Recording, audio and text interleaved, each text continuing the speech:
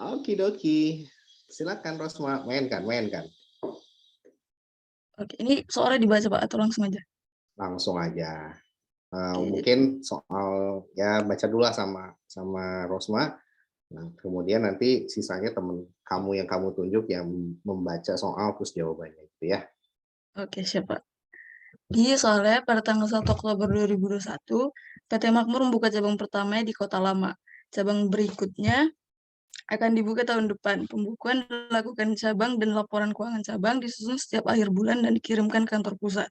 Barang dagangan ditagih pada harga pokoknya, peralatan dicatat pada pembukuan kantor pusat, cabang dikenakan biaya investasi sebesar 6% atas investasi kantor pusat yang dibayarkan setiap awal bulan. Berikutnya adalah transaksi cabang kantor lama selama Oktober 2021. Pada 1 Juli 2021, PT Makmur membayar di muka beban asuransi dengan pendekatan aset untuk 10 bulan sebesar $350 dan beban iklan dengan pendekatan beban untuk 10 bulan sebesar $3.000. Kemudian beban tersebut seluruhnya terpakai pada tahun 2020 sampai 2021. Pada tanggal 28 Oktober 2021, beban tersebut dialokasikan seluruhnya untuk cabang. Nah, berikut transaksinya akan dilanjutkan oleh teman saya, Fran. Pinter banget sih. Bentar. Ini salah ya saya. Pada tahun 2021 sampai 2022 ya ini harusnya. Saya tadi salah ini ya. Karena kan transaksinya 2021 ya, nggak mungkin 2020 ya. Nah ini mungkin sedikit dikoreksi aja. Oke, silakan Fran, lanjutkan, mainkan. Baik, terima kasih Ros. Yang selanjutnya transaksi tanggal 1 Oktober yaitu menerima transfer uang dari kantor pusat sebesar 6.000. Nah, untuk di jurnal kantor cabang itu berarti kan kantor cabang menerima cash. Berarti cash terhadap HO sebesar 6.000 dan untuk jurnal di kantor pusatnya branch terhadap cash karena mengeluarkan cash sebesar 6.000. Kemudian tanggal 5 Oktober menerima barang dagang dari kantor pusat pada harga pokok 12.000. Karena di sini belum ada pakai margin, jadi langsung aja shipment from HO terhadap HO sebesar 12.000 dan untuk jurnal kantor pusatnya branch terhadap shipment to branch sebesar 12.000. Kemudian yang tanggal 10 Oktober membeli peralatan kantor sebesar 3.000 tunai, peralatan ini akan dicatat di buku kantor pusat. Karena peralatan termasuk dalam aset tetap, maka pencatatannya dilakukan oleh kantor pusat dan di jurnal kantor cabangnya home office terhadap cash sebesar 3.000 dan di kantor pusat mencatat equipment terhadap branch sebesar 3.000. Oke, bentar dulu. Bentar dulu. Rosma bisa scroll ke kanan. Ini gampang ya, insya Allah apa ya, kalian harus bisa dapat 100 ya dari sini ya, nggak boleh salah ya. Karena ini nggak seribet dari si induk anak ya. Oke, tapi kalau soalnya cabangnya ada 3 ya lumayan. Tapi nggak, cuman ngulang-ngulang gini aja ya. Jurnalnya cuman ngulang-ngulang gini aja. Nah gitu ya. Nah perhatikan di sini. Jurnal krusial itu adalah yang shipment. Ya, ini shipment. Kemudian ini kantor pusat, shipment to branch ya. To yang ini from. Nah jangan sampai kebolak-balik ya. Jadi kalau cabang mendapatkan shipment from home office 12.000 ya. Nah, artinya kalau kita ini nanti sebetulnya akan menambah inventory bagi si cabang gitu ya. Ini akan menambah inventory bagi si branch gitu ya. Nah, seperti itu. Nah, nanti branch juga boleh beli sendiri. Jadi inventory itu ada 2 cara ya. 2 cara, bisa dari si head office atau home office atau bisa dia beli sendiri gitu ya, beli sendiri gitu ya. Beli sendiri. Nah, kalau dua-duanya ini menambah ya, menambah apa? Menambah nilai dari kalau kita ini kan periodik ya. Kalau periodik itu berarti kan nanti rumusnya itu pertama adalah beginning inventory dari si cabang gitu ya. Kemudian ini yang pertama. Kita ingat-ingat lagi di AKM ya. Kemudian yang kedua adalah apa? Purchase gitu ya. Nah, purchase itu kan itu nanti akan menambah inventory ya. Kemudian, nah purchase inilah yang saya maksud dengan membeli sendiri. Jadi kalau dia cabang, dia bisa melakukan pembelian sendiri. Nanti ya namanya purchase nanti ya. Seperti itu. Jadi nanti si cabang bisa beli sendiri, purchase pada cash. Nah, kemudian yang ketiga itu adalah ini cabang ya, ingat ya, ini cabang dulu. Yang ketiga itu adalah dia shipment from home office gitu ya, SHO lah gitu ya, saya istilahkan. Shipment from home office, tapi ini SFHO ya. biar nanti yang ini STB gitu. Shipment from home office ya, ada F-nya from home office. Nah, inilah yang nanti akan menambah nilai inventory dari si cabang. Nah, kalau kita tambahkan beginning inventory, tambah purchase, tambah shipment from ya home office, maka ini dinamakan merchandise available for sale, MAVES gitu ya. Nah, barulah nanti dikurangi dengan ending inventory. Nah, ini yang di slide-nya Pak Lutfi masih keliru gitu ya. Makanya tadi saya belum share sampai dengan tadi saya belum share karena nanti takutnya kalian pasti bingung gitu ya. Nah, ntar aja lah saya share hari ini aja on the spot biar saya langsung bisa jelaskan gitu ya. Nah, seperti itu. Jadi ini dikurangi dengan ending inventory, hasilnya apa? Ya, hasilnya adalah COGS. Nah, inilah yang nanti akan disesuaikan pada akhir bulan gitu ya. COGS inilah yang nanti ya kita akan masukkan ke dalam income statement-nya si cabang. Sales dikurang COGS gitu ya, dikurang dengan expense-nya sama dengan net income dari si cabang atau kita namakan dengan branch income.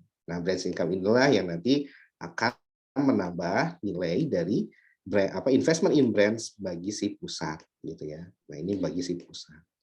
Nah, gitu cara logiknya gitu ya, seperti itu. Nah, sebetulnya ini ingat ya, pusat dan cabang ini kita menggunakan equity method ya. Artinya apa? Artinya apa-apa yang mampu menambah si equity-nya si cabang gitu ya, maka dia akan menambah si pusat gitu gitu ya, menambah investasi in brands-nya si pusat gitu ya. Nah, seperti itu. Jadi contohnya dia menerima cash dari si pusat seperti yang ini nih ya, cash ya. Nah, coba lagi nih, ini cash gitu ya. Jadi ini masih transaksi AKM ya sebetulnya. Nah, berarti bagi cabang gitu ya, ini kan benar-benar ekuitas. HO ini kan diperlakukan sebagai ekuitas ya, ekuitas. Nah, apa-apa yang menambah ekuitas, maka dia akan menambah asetnya si pusat gitu. Asetnya dalam bentuk apa? Investment in brands atau kita namakan juga dengan brands saja. Nah, maka di sini brands-nya kalau aset bertambah tentunya di debit gitu ya. Nah, ini kita masukkan di debit gitu ya. Nah, gitu. Jadi ini pendekatannya sebetulnya pendekatan equity method apa saja apa yang mampu menambah equity-nya si cabang, maka dia akan menambah investment in brands gitu ya. Nah, sama ini juga shipment from HO, berarti ini kan menambah equity-nya si cabang gitu ya. Menambah equity-nya si cabang ini akan bertambah gitu kan. Nah, maka dampaknya adalah investment in brands-nya pun akan bertambah. Makanya di sini investment in brands ditaruhnya di debit gitu. Nah, kreditnya apa? Shipment to brands. Nah, inilah. Nah, sekarang dari perspektif si pusat, shipment to brands itu perlakuannya sama aja dengan pengurang inventorinya. Ya, pengurang inventorinya siapa? Si pusat. Logikanya ini, logika nyambung semua kok. Gitu ya. Nah, terus gimana Pak? Jadi kalau kita breakdown nanti laporan income statement pusat dan cabang gitu ya. Nah, kalau shipment from home office akan menambah inventory si cabang branch gitu ya. Nah, shipment to branch nanti akan mengurangi inventory-nya siapa? Pusat gitu ya. Nah, sehingga kalau kita mau rumuskan gitu ya, ini yang pusat dulu gitu ya, maka nanti cara mencari COGS-nya pusat adalah pertama ya tentunya adalah beginning inventory pusat berapa? X gitu ya. Kemudian purchase juga berapa? Y gitu ya. Kemudian apa lagi? Kemudian ini kan menjadi merchandise available for sale gitu ya, sama dengan Z gitu ya. Nah, nanti di sini kan karena ada shipment to brands, maka STB itulah yang akan mengurangi merchandise available for sale-nya bagi si pusat. Ya, ini pusat ya, PST. Nah, jadi kalau pusat perspektifnya seperti ini, shipment to brands. Kenapa? Karena kan inventory pusat dikeluarkan dari gudang dia, masuk ke gudangnya si cabang. Sehingga kalau aset berkurang tentunya nanti dia akan nilainya adalah minus gitu ya. Maka ini akan mengurangi minus apa? Minus A misalkan ya. Kita istilahkan dengan A. Jadi ini akan mengurangi merchandise available for sale bagi si pusat. Nah, tambah lagi ada ending inventory. Kalau periodik, ending inventory inilah yang dihitung dengan adanya stop opname. Misalkan minus B gitu ya. Sehingga COGS-nya gimana COGS-nya? Ya tinggal ditambahin aja. Z kan X plus Y sama dengan Z ya. Ini kan ditambah. Ya. Dikurangi dengan A, dikurangi dengan B. Maka inilah yang menjadi COGS. Z itu merchandise available for sale-nya pusat. A itu adalah shipment to branch-nya pusat. B itu adalah ending inventory-nya si pusat juga. Maka inilah yang akan menjadi COGS pusat. Nah, ini nanti ditanyakan di ujian. Berapa branch income? Berapa branch income yang yang diterima oleh pusat? Berarti ini kita akan menghitung dari net income-nya si cabang gitu ya. Nah, berapa nanti net income-nya si pusat ya? Berarti nanti cara ngitungnya ini. Berarti nanti memunculkan akun shipment to branch ketika menghitung COGS-nya pusat. Ya, nah seperti itu. Jadi nanti gross profit-nya pusat ditambah dengan branch income gitu ya, sama dengan net income-nya pusat yang akhir. Nah seperti itu. Nah nanti ada slide-nya saya kasih lihat ya. Itu udah saya perbaiki, ya saya tambahin lah slide-nya Pak Lutfi ya. Jadi nanti kalian punya guidance untuk melihat, oh ternyata gini doang gitu ya, net income income statement-nya pusat. Dan cabang itu cuman beda di sini doang ya. Shipment to branch ini mengurangi MAFES-nya pusat gitu ya. Kalau shipment from head home office menambah gitu ya, menambah MAFES-nya cabang gitu ya. Nah, seperti itu. Oke. Gitu deh. Paham? Paham, Frans dan kawan-kawan? Paham, Pak. Oke deh. Silakan Frans, dilanjut. Mainkan. Untuk transaksi yang selanjutnya akan dijelaskan oleh Dani.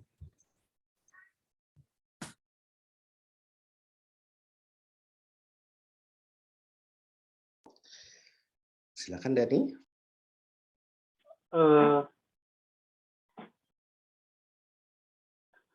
Oke, terima kasih. Yang berikutnya,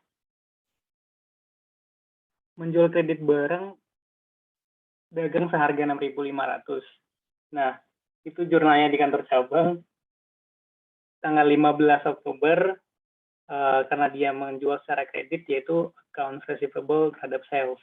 Di kantor pusat tidak di jurnal. Terus, selesai jelas kan, Mbak? Jelas, Dan. Jelas Dan. Tanggal 17 Oktober, kantor cabang menerima pelunasan piutang sebesar 3.500. Utang dilunasi berarti AR-nya di kredit, jurnalnya cash terhadap account receivable sebesar 3.500. Oke, selanjutnya dilanjutkan oleh Nathan. Silakan Nata. Nah gitu ya, yang paling belakang nanti dapat yang lumayan nih. Baik, terima kasih. Izin melanjutkan. Tanggal Silakan. 20 Oktober, ini perusahaan membayar beban operasional berupa beban gaji senilai $400, beban sewa $200, dan beban rupa-rupa senilai $150. Sehingga di sini total cash yang dikeluarkan adalah 250, didapat dari salary expense, beban gaji 400, terus rent expense, beban sewa 200, dan beban lain-lain atau beban rupa miscellaneous expense nilainya 150. Untuk di kantor pusat tidak ada jurnal. Nah, tanggal 22 Oktober ini menyetor uang 2.000 ke kantor pusat sehingga cash di kantor cabang berkurang 2.000 di kredit dan di debitnya HO 2.000. Nah, untuk selanjutnya akan dilanjutkan oleh Hansari. Oke. Nah, ini saya aja deh, saya bantu ya. Hansari nanti yang 31 Oktober ya. Oke, saya jelasin yang tanggal 28 Oktober ya. Ini jadi teman-teman semua, pertama kan awalnya di sini kan si pusat mencatat prepaid pada cash gini ya. Nah, ini sebesar untuk yang prepaid apa sih? Insurance ya. Dan dengan pendekatan aset ya. Kemudian satunya lagi dia mencatat insurance expense ya. Pada apa? Pada cash gitu ya. Nah, oke, itu pada tanggal 1 Juli 2021 ya. Oke, mungkin di sini saya guide Rosma aja deh. Rosma coba tolong letakkan di sini nih, di 32 sini ya. Kursornya di 32. B32. Nah, samping kanan, oke. Ketik 1721. 1721 ya. Nah, di sini date dalam bentuk date. Ini pusat dulu ya, kasih judul di atas di C31 pusat gitu ya, huruf gede pusat. Nah, oke, bawah. Nah, di situ prepaid insurance ya. Prepaid insurance pada cash sebesar berapa? Coba lihat di soalnya. Sebesar 350 ya, untuk 10 bulan tuh. Ya, sebesar 350. Oke, enter. Nah, siap. Satu lagi, advertising expense ya, di bawahnya. Ya, oke. Advertising expense pada cash ya. Sebesar berapa tuh? 3.000 ya. Oke, 3.000. 3.000. Nah, itu juga sama. Nah, gitu ya. Nah, nanti oke, sekarang saya dibuat tanggal 31 Juli ya, 31 Juli biar nanti kelihatan 31 Juli 2021 ya. Nah, 31 Juli 2021 gimana Rosma jurnalnya untuk pengakuan expense, insurance expense dan advertising expense. Nah, inilah yang dimaksud jurnal aktual ya. Oke, di sini langsung bikin insurance expense ya pada prepaid yang atas tadi copy tuh. Prepaid insurance ya. Nah, berapa tuh nilainya? Karena 10 bulan berarti per bulannya berapa? Itu dibagi 10. Siap, mantap jiwa. Oke, nah baru satu lagi yang advertising expense-nya. Nah, ini gimana? Prepaid advertising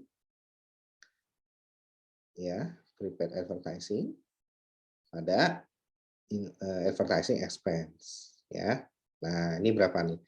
Sama juga nih.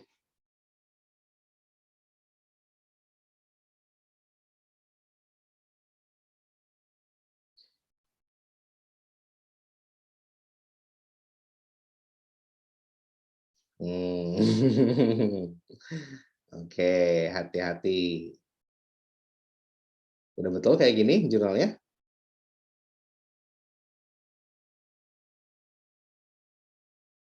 3.000 dikurangi 300 ya. Nah, kalau ini berarti 9/10 ya.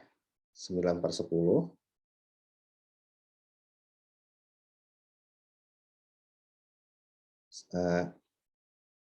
iya. Nah, segitu ya. Karena di atasnya kan, nah sekarang kenapa harus kayak gini? Oh sorry, prepaid. Oh ya, prepaidnya udah betul. Kemudian advertising expense-nya, nah ini nanti dikurangi di offset ya. Ini menjadi berapa? Nanti menjadi 300. Nah, gitu maksudnya. Ya. Paham tidak? Saya ulangin ya. Jadi kalau pendekatan aset gitu ya, expense itu kan expense tahun berjalan ya. Expense-nya itu adalah expense tahun berjalan. Expense tahun berjalan ini sudah 1 bulan gitu ya. Maka udah betul tuh, expense-nya sudah betul. Nah, tinggal prepaid-nya aja. Kalau prepaid-nya berarti yang tersisa berapa? Yang tersisa adalah, nah ini 3,5 dikurangi dengan 35 ya, sama dengan berapa tuh ya, 350 dikurangi dengan 35. Nah, artinya apa? Nanti si aset yang tersisa, aset itu kan historical cost ya, book value of asset ya. Jadi sisa dari prepaid insurance-nya tinggal berapa per tanggal 31 Juli karena udah dimakan selama 1 bulan, maka tentunya tidak sama jumlah prepaid-nya. gitu ya, udah dikonsumsi selama 1 bulan, maka tidak sama jumlah prepaid-nya. Maka harus berkurang, dikurangi dengan jumlah konsumsi prepaid tersebut selama 1 bulan. Which is itu adalah 35. Maka inilah yang nanti tersisa di account-nya dari dari prepaid insurance pada akhir Juli gitu ya. Nah, ini menjadi 3 berapa nih? 315 ya. Nah, seperti itu. Inilah prepaid insurance yang tersisa pada tanggal 31 Juli. Nah, kalau dia pendekatan expense ya, pendekatan beban, maka ketika jurnalnya, nah ini harus hati-hati. Maka kita akan memunculkan akun prepaid advertising karena kan dibayar di muka ya, dua-duanya kan dibayar di muka ya. Nah, tinggal seleranya aja nih mau pakai pendekatan aset atau pendekatan beban. Let's say ini pendekatan beban, berarti kan dimunculkan pertama kali advertising expense 3.000. Nah, kalau kita mencatat ini sebesar 300 gitu ya, ini 300, ini 300 ya. Nah, sekarang berarti jumlah advertising expense-nya menjadi berapa? Menjadi 2.700. Nah, 2.700 ini adalah untuk 9 bulan, bukan untuk expense 1 bulan gitu ya. Nah, maka kita harus sesuaikan. Kalau expense 1 bulan, berapa nilainya? Nilainya yang makanya saya bilang kalau expense itu berarti yang terkonsumsi selama 1 bulan itulah yang menjadi saldo akhir dari expense-nya. Berapa? Ya sebesar 300 expense-nya gitu ya. Ini adalah expense ya, advertising expense yang harus dilaporkan di ya bulan Juli adalah sebesar 300. Nah, sekarang gimana caranya agar expense-nya itu 300 gitu kan? Ya mau tidak mau ya penyesuaiannya diakuinya sebesar berapa? Sebesar sisanya gitu ya. Sisa dari si expense-nya ya. Expense-nya ini kan 3.000 gitu kan ya. Ini kan untuk 10 bulan. Diambil 1 bulan sama dengan 9 bulan lagi. Nah, inilah yang masuk sisanya. Gitu ya. Kita ingin saldo akhir dari expense harus yang 1 bulan saja gitu kan. Nah, maka gimana caranya ya? Berarti 10 ya dikurangi 9 ya, ini pindah ke sini gitu kan. Ini satunya pindah ke kanan ya. Matematika biasa sama dengan 1. Nah, kalau saya ganti berarti 1 ini adalah 300 gitu ya. 10 ini adalah 3.000 gitu ya. 9 ini adalah 9 bulan ya, 2.700 gitu ya. Nah, maka yang kita jurnal yang mana? Ini 3.000 udah kita jurnal yang expense tuh.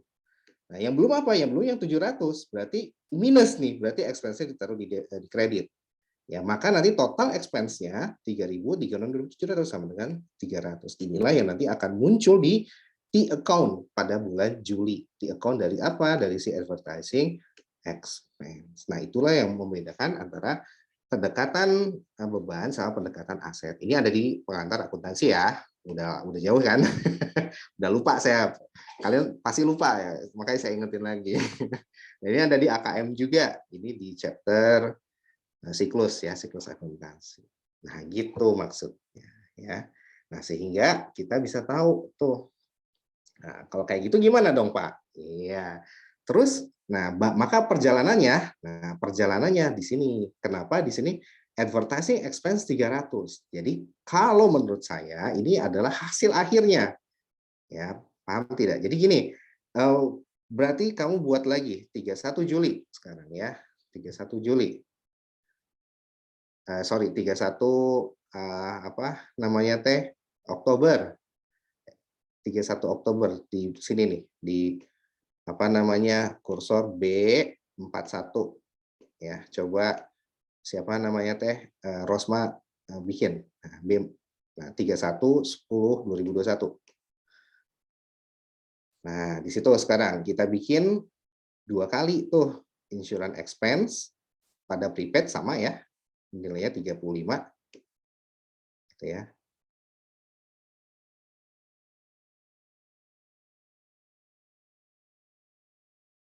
Nah, terus di sini sekarang sama kayak gini, prepaid pada advertising expense.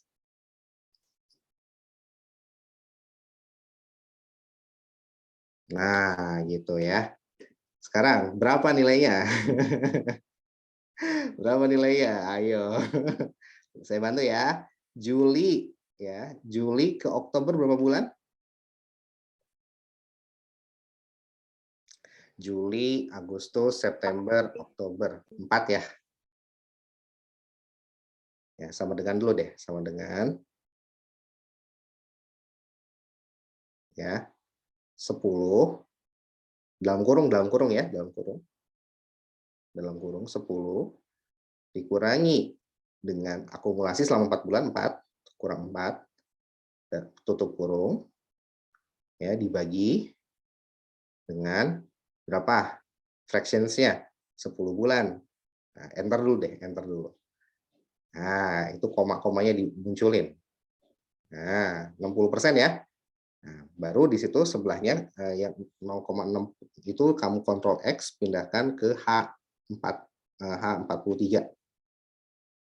Nah, situ dia. Pindahkan ke H43. Nah, tinggal ya di situ ya kamu klik sama dengan 60% dikalikan dengan mana? Dikalikan dengan apa? Iya, betul sekali. Nah, 1.800 ya. Maka saldonya berapa tuh? Berarti ya akumulasi selama apa namanya? Selama bulan apa namanya? Di 4 bulan itu kan berarti kan tiap bulan tuh di apa di-expense-kan gitu ya. Kemudian tiap bulan di-expense-kan lagi, di-expense-kan lagi, di-expense-kan lagi. Nah, maka total akumulasi expense sampai dengan bulan 10 berapa tuh? Total akumulasi expense-nya. Ya tinggal dikurangi aja. Ya, tinggal dikurangi.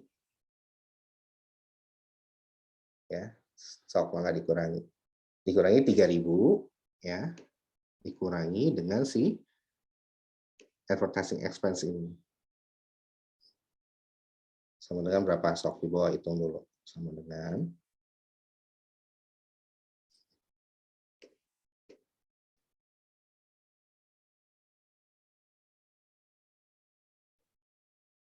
1.500 ya. 1.500 itu berapa bulan? 3.000, oh, kayaknya nggak 1.500 deh. 1.200 deh kayaknya. 3.000 dikurangi dengan 1.800.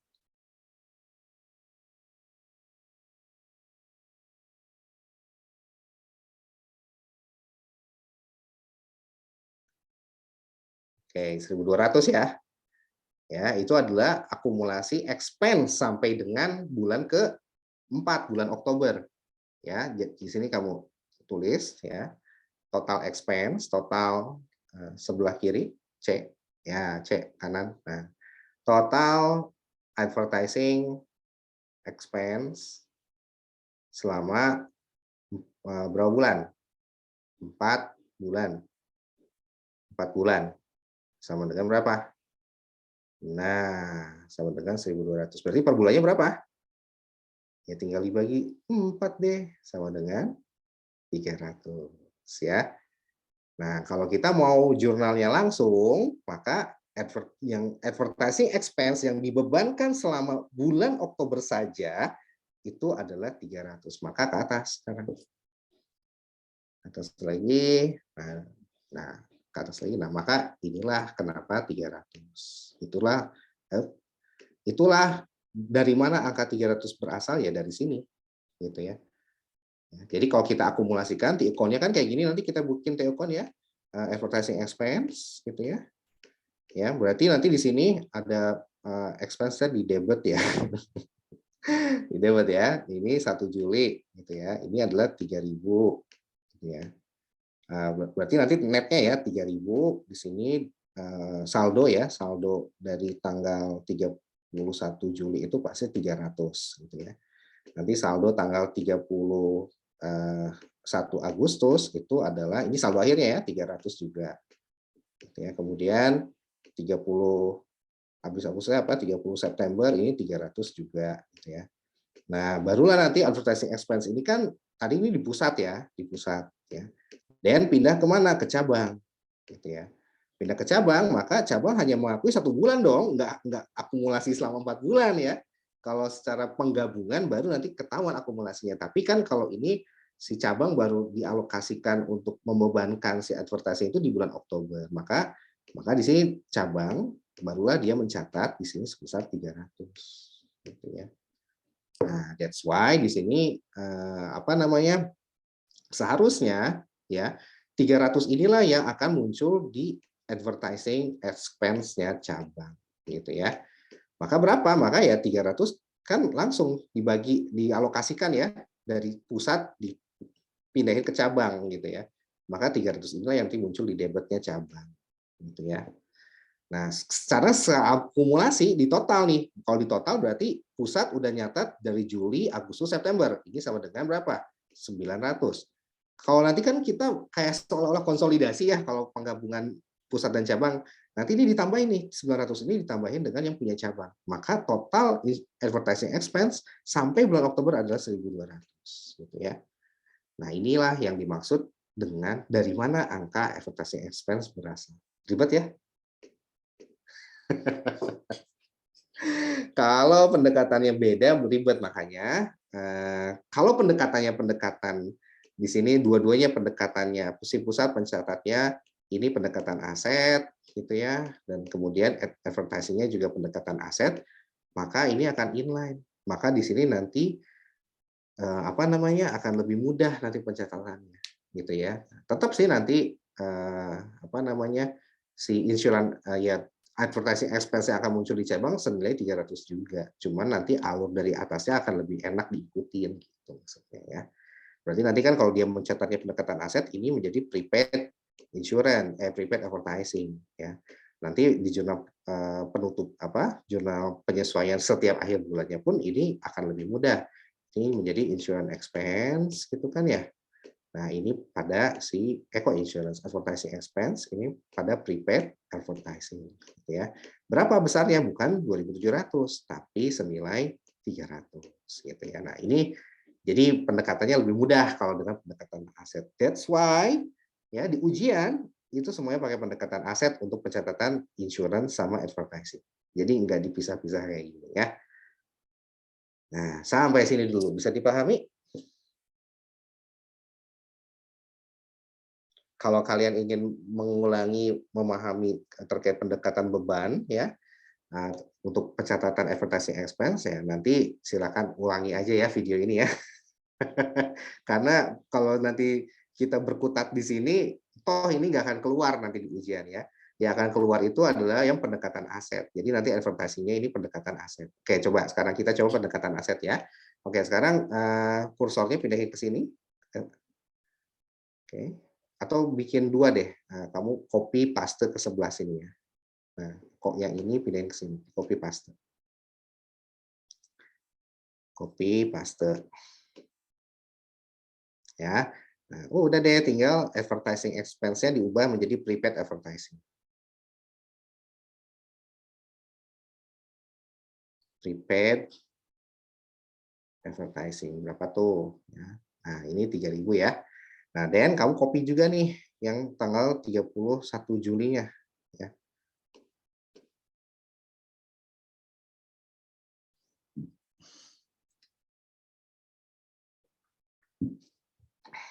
Nah, ya. Nah, ini tinggal sama nih. Insurance expense sama 35. Nah, ininya diubah. Ininya menjadi advertising expense. Advertising expense ya. Pada di bawahnya prepaid advertising.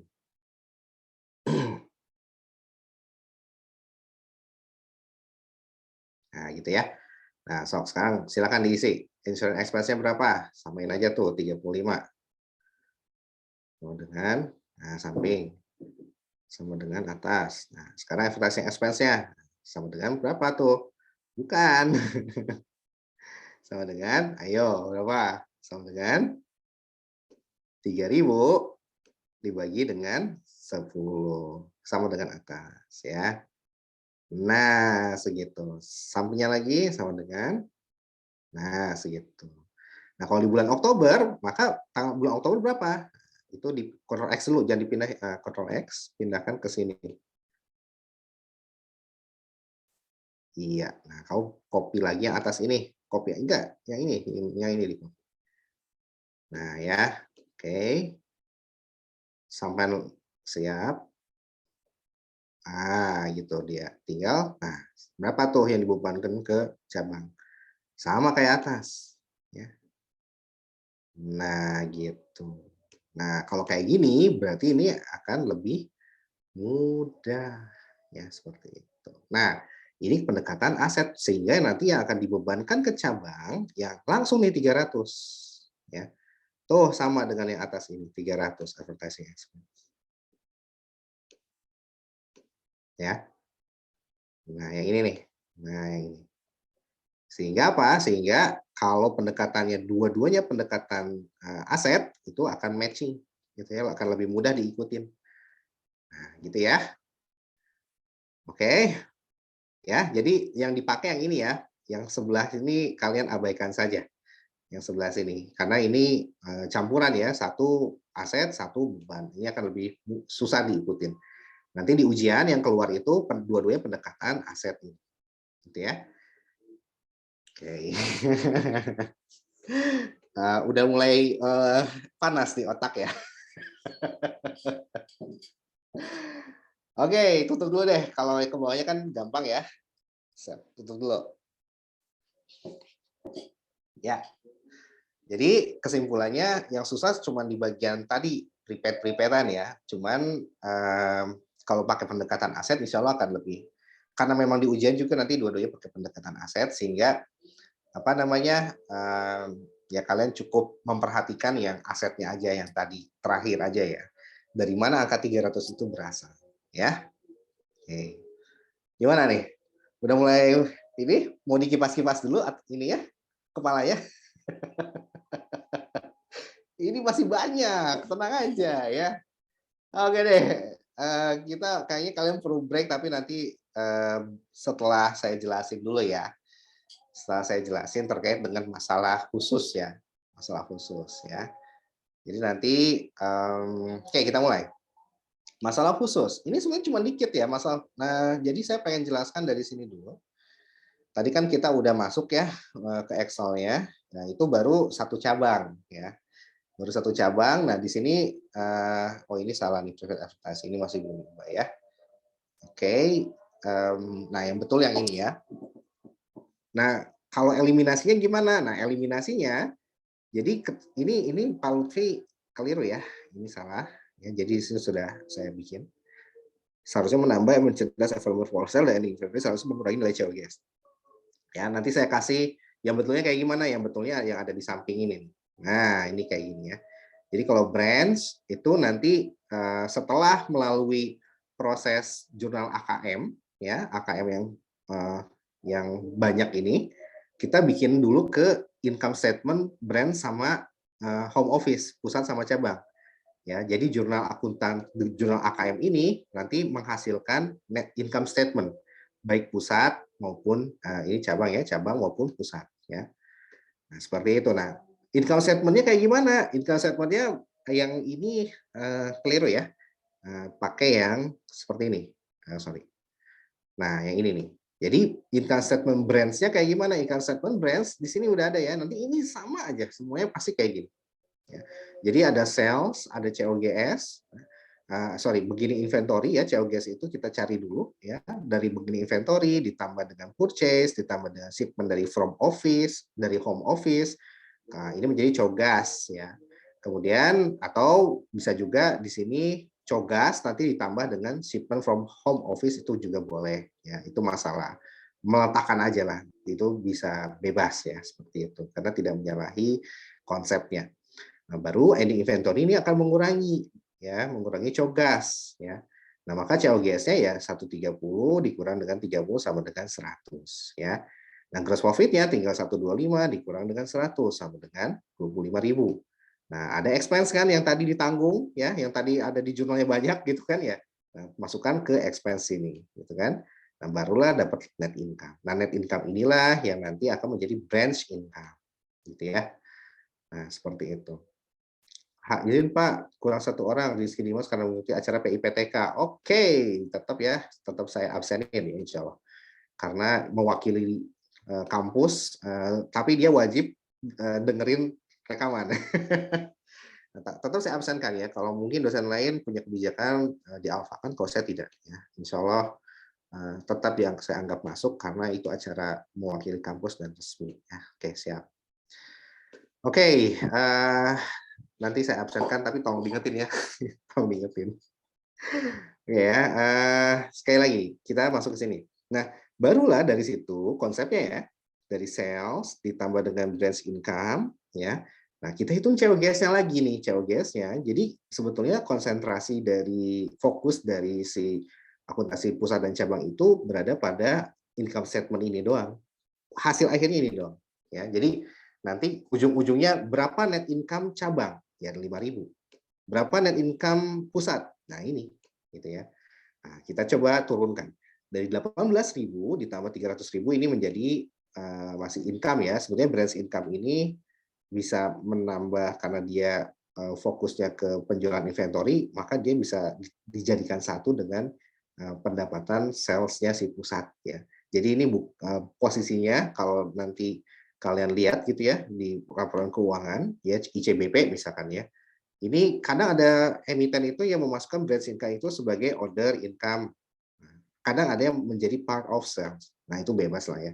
Tergantung keputusan si manajer keuangan. Oke, no big deal. Dan gimana cara menghitung COGS bagi si pusat? Pertama, begini inventory itu tambahkan. Yang pertama ya. Ditambah purchase ya. Hasilnya adalah COGAS gitu ya. Yang 320.000 ini. Nah, karena dia ada shipment to branch, maka shipment to branch ini akan mengurangi COGAS ya. COGAS gitu ya. Ya. Nah, kemudian 320 dikurangi 48 sehingga COGAS-nya menjadi berapa? Menjadi 272 gitu ya. Nah, barulah nanti dikurangi dengan ending inventory. Nah, oke, sekarang dari sini dapatlah COGS ya. COGS itu berarti tinggal 318.000 ya dikurangi dengan si apa namanya? Itu gross profit ya. COGS itu adalah COGAS 272 dikurangi dengan 80.000, hasilnya adalah 192. Nah, inilah adalah COGS. Nah, barulah nanti gross profit-nya gimana? Karena si branch income ini menjadi part of sales ya. Maka ini ditambahin 300 tambah 18.000 dikurangi dengan si 192 ya. Hasilnya adalah berapa? Hasilnya adalah 126 ya, dikurangi dengan expense, hasilnya adalah net income-nya 76.000. Nah, 76.000 inilah yang nanti biasanya di ujian itu ditanyakan, buatlah jurnalnya. Nah, nanti berapa net income cabang, berapa net income pusat. Nah, ini jawabannya sampai di sini saja. Cukup sekian dan terima kasih. Jadi cukup sampai di sini aja sebetulnya. Eliminasinya gimana Pak? Eliminasi nggak ditanyakan nanti. 2 tahun terakhir tidak ditanyakan, apalagi tahun ini. Ya, kalian beruntung sih, bukan beruntung ya. Ada enaknya juga. Mostly angkatan kalian itu UTS-nya jelek-jelek, berarti apa? Berarti UAS-nya nggak mungkin kita bikin yang susah, gitu ya. Nah, berarti kembali lagi pada yang kemarin ya, saya bilang bahwa ada 2 tipe soal, satu soal yang susah tapi dikit, yang kedua soalnya gampang tapi banyak, gitu ya. Nah, ini gampang berarti kalau yang dimaksud dengan gampang tapi banyak, gitu ya, B banyak, itu ini saya belum bikin soal ya. Tapi kemungkinan besar gitu. Jadi saya bukan mau cari soal, ini kita hanya menganalisis dari pola yang ada. Ya, karena saya terbiasa trading saham, mengamati pola candlestick, ya ini juga sama lah ya. Nah, jadi kemungkinan besar, ya kemungkinan besar soalnya kurang lebih akan sama, ya akan mirip, bukan sama persis ya, akan mirip dengan soal UAS tahun lalu, gitu ya. Jadi gampang tapi banyak. Kalau UAS lalu cukup sampai jurnalnya saja, gitu ya. Artinya kalau jurnalnya aja ya cukup ini aja nih. Nah, cukup ini doang. Jurnal pusat dan cabang. Nah, kalau di 2 tahun yang lalu ditambahkan jurnalnya plus berapa income-nya. Nah, berarti paling tidak ya kalian siap-siap aja gitu ya. Maksimal kalian harus bisa juga menyusun income statement-nya cabang dan pusat gitu ya. Nah, jadi satu jurnal, yang kedua adalah bikin income statement-nya cabang dan pusat gitu ya. Net income-nya pusat dan cabang. Udah beres gitu ya. Nah, ini kan udah ada nih net income statement-nya. Nanti kalian tinggal pakai aja template-nya ya. Kalian bikin di Excel ya, ingat template-nya seperti ini ya. Shipment kalau bagi cabang menambah, kalau bagi pusat shipment to itu mengurangi ya, minus ya. Udah deh beres. Jadi kalian udah punya template, tinggal angka-angkanya aja dimasukin. Kalau nanti di ujian tulis aja dulu kalau ditanyakan, ingat kalau nggak diminta bikin net income ya, jangan dibikin gitu. Cukup fokus ke jurnalnya saja. Tapi Pak, daripada nanti saya jurnalnya salah, saya sekalian bikin ini deh. Ya nggak apa-apa sih, saya kasih bonus tetap ya. Bonusnya artinya apa? Kalau jurnalnya salah, misalkan totalnya 10 gitu ya, total poinnya ya nggak juga sih 25 ya biasanya. 25 sampai 30. Nah, ternyata jurnalnya salah, kalian bikin backup ya. Backup saya akan tetap lihat. Maka ini nanti tentunya akan menambah poin kalian gitu ya. Misalkan dari jurnalnya salah ini ya, dapatlah kalian 15 gitu ya. Ya, kalau misalkan ini ada net income seperti ini ya nanti saya kasih bonus lah. Paling ya bonusnya nggak juga 5 juga gitu ya. Nggak juga 10 juga sih bonusnya gitu kan. Ya nanti dilihat kewajarannya aja lah gitu. Nah, tiap orang tentunya beda-beda gitu ya. Nah, tergantung kelengkapannya gitu ya. Nah, jadi bonus yang akan diberikan ya tergantung dari usaha kalian, itu aja sih simpelnya. Jadi kalau kalian bikin apa ya, nah, jadi silakan kalian berstrategi dalam hal ini. Kalau nggak ditanyakan ya apa namanya, kalian hitung-hitung juga waktunya nggak cukup gitu ya, ya udah cukup jawab sesuai dengan apa yang ditanyakan. Kalau nanti sampai belakang udah kejawab semua, aduh saya masih insecure nih di jawaban pusat cabang, ya udah bikinin aja si net income pusat dan cabang, sehingga ini menjadi bumper kalian lah gitu, menjadi bumper kalian kalau misalkan ternyata kalian banyak jawaban di jurnal yang ada yang salah gitu ya, ya tentunya ini akan menjadi backup gitu ya. Oke, itu dia. Apalagi nih? Itu misalnya ujian offline-nya boleh bawa laptop. Oh iya offline cuy, offline ya lupa. Siap-siap kalkulator deh ya. Kalau offline takutnya rese nanti pengawasnya. Jadi takutnya ya, maka kalian latihan pakai kalkulator aja. Ya belum ada info sampai sekarang dari Pak. Saya udah barusan nanya ke Dosko ya sebelum saya mulai kuliah. Belum ada info dari lembaga. Gitu ya. Nah maka prepare for the worst lah, gitu ya.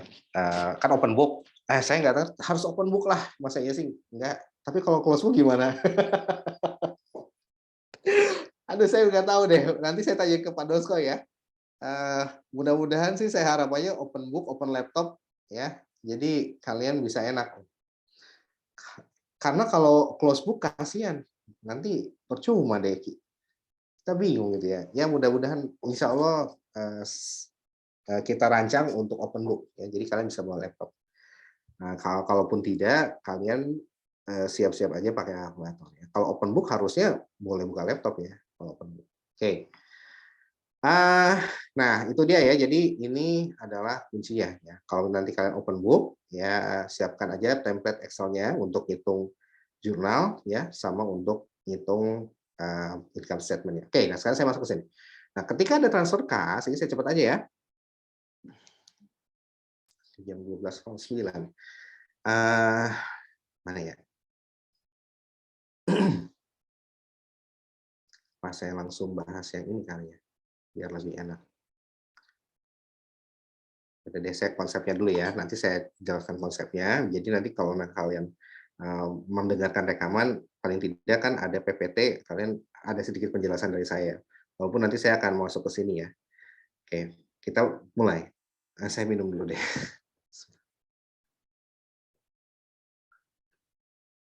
Nah, jadi di sini ada masalah khusus. Kalau tadi kalian sudah belajar, cabangnya cuma satu, ya. Nah, di sini kalau cabangnya lebih dari satu. Jadi ini kalau perumpamannya seperti induk anak cucu gitu ya, induk anak cucu itu IAC. Nah, gitu ya. Bukan connecting ya seperti inilah kurang lebih ya. Nah, tapi yang nggak induk anak cucu persis banget. Sorry, bukan induk anak cucu, tapi direct holdings ya. Induk, tapi anaknya ada banyak ya, ada cabang anak 1, anak 2, 3 ya. Nah, ini direct holding ya, sorry, direct holding DH, tapi anaknya ada 3, ada lebih dari 1. Kalau di ujian nanti anaknya ada 3. Nah, gimana cara mengkonsolidasikan kalau anaknya ada 3? Kalau selama ini kalian belajar anaknya cuma 1, ya, mentok-mentok ada cucu jadi 2, gitu kan. Nah, kalau sekarang nih cabang ini ada 3, ya, tapi istilahnya bukan konsolidasi dan bukan anak, tapi istilahnya adalah cabang. Konsepnya mirip dengan induk dari holding, tapi anaknya ada lebih dari 1. Nah, gitu ya. Nah, oke. Dan semuanya 100% kepemilikannya, ya. Itu analoginya, meski tidak sama persis. Oke. Sekarang kita pindah ke cabangnya. Oke, di sini bagaimana kalau yang tadi sudah kalian pelajari itu cabang cuma 1. Gimana kalau cabangnya 2, Pak? Nah, kalau cabangnya 2, maka ya yang harus kalian perhatikan adalah di sini berarti konsepnya di sini ya. Misalkan cabang 1 mengirimkan uang sebesar 1.000 ke cabang 2, ya. Transaksi ini akan dicatat sebagai berikut, ya.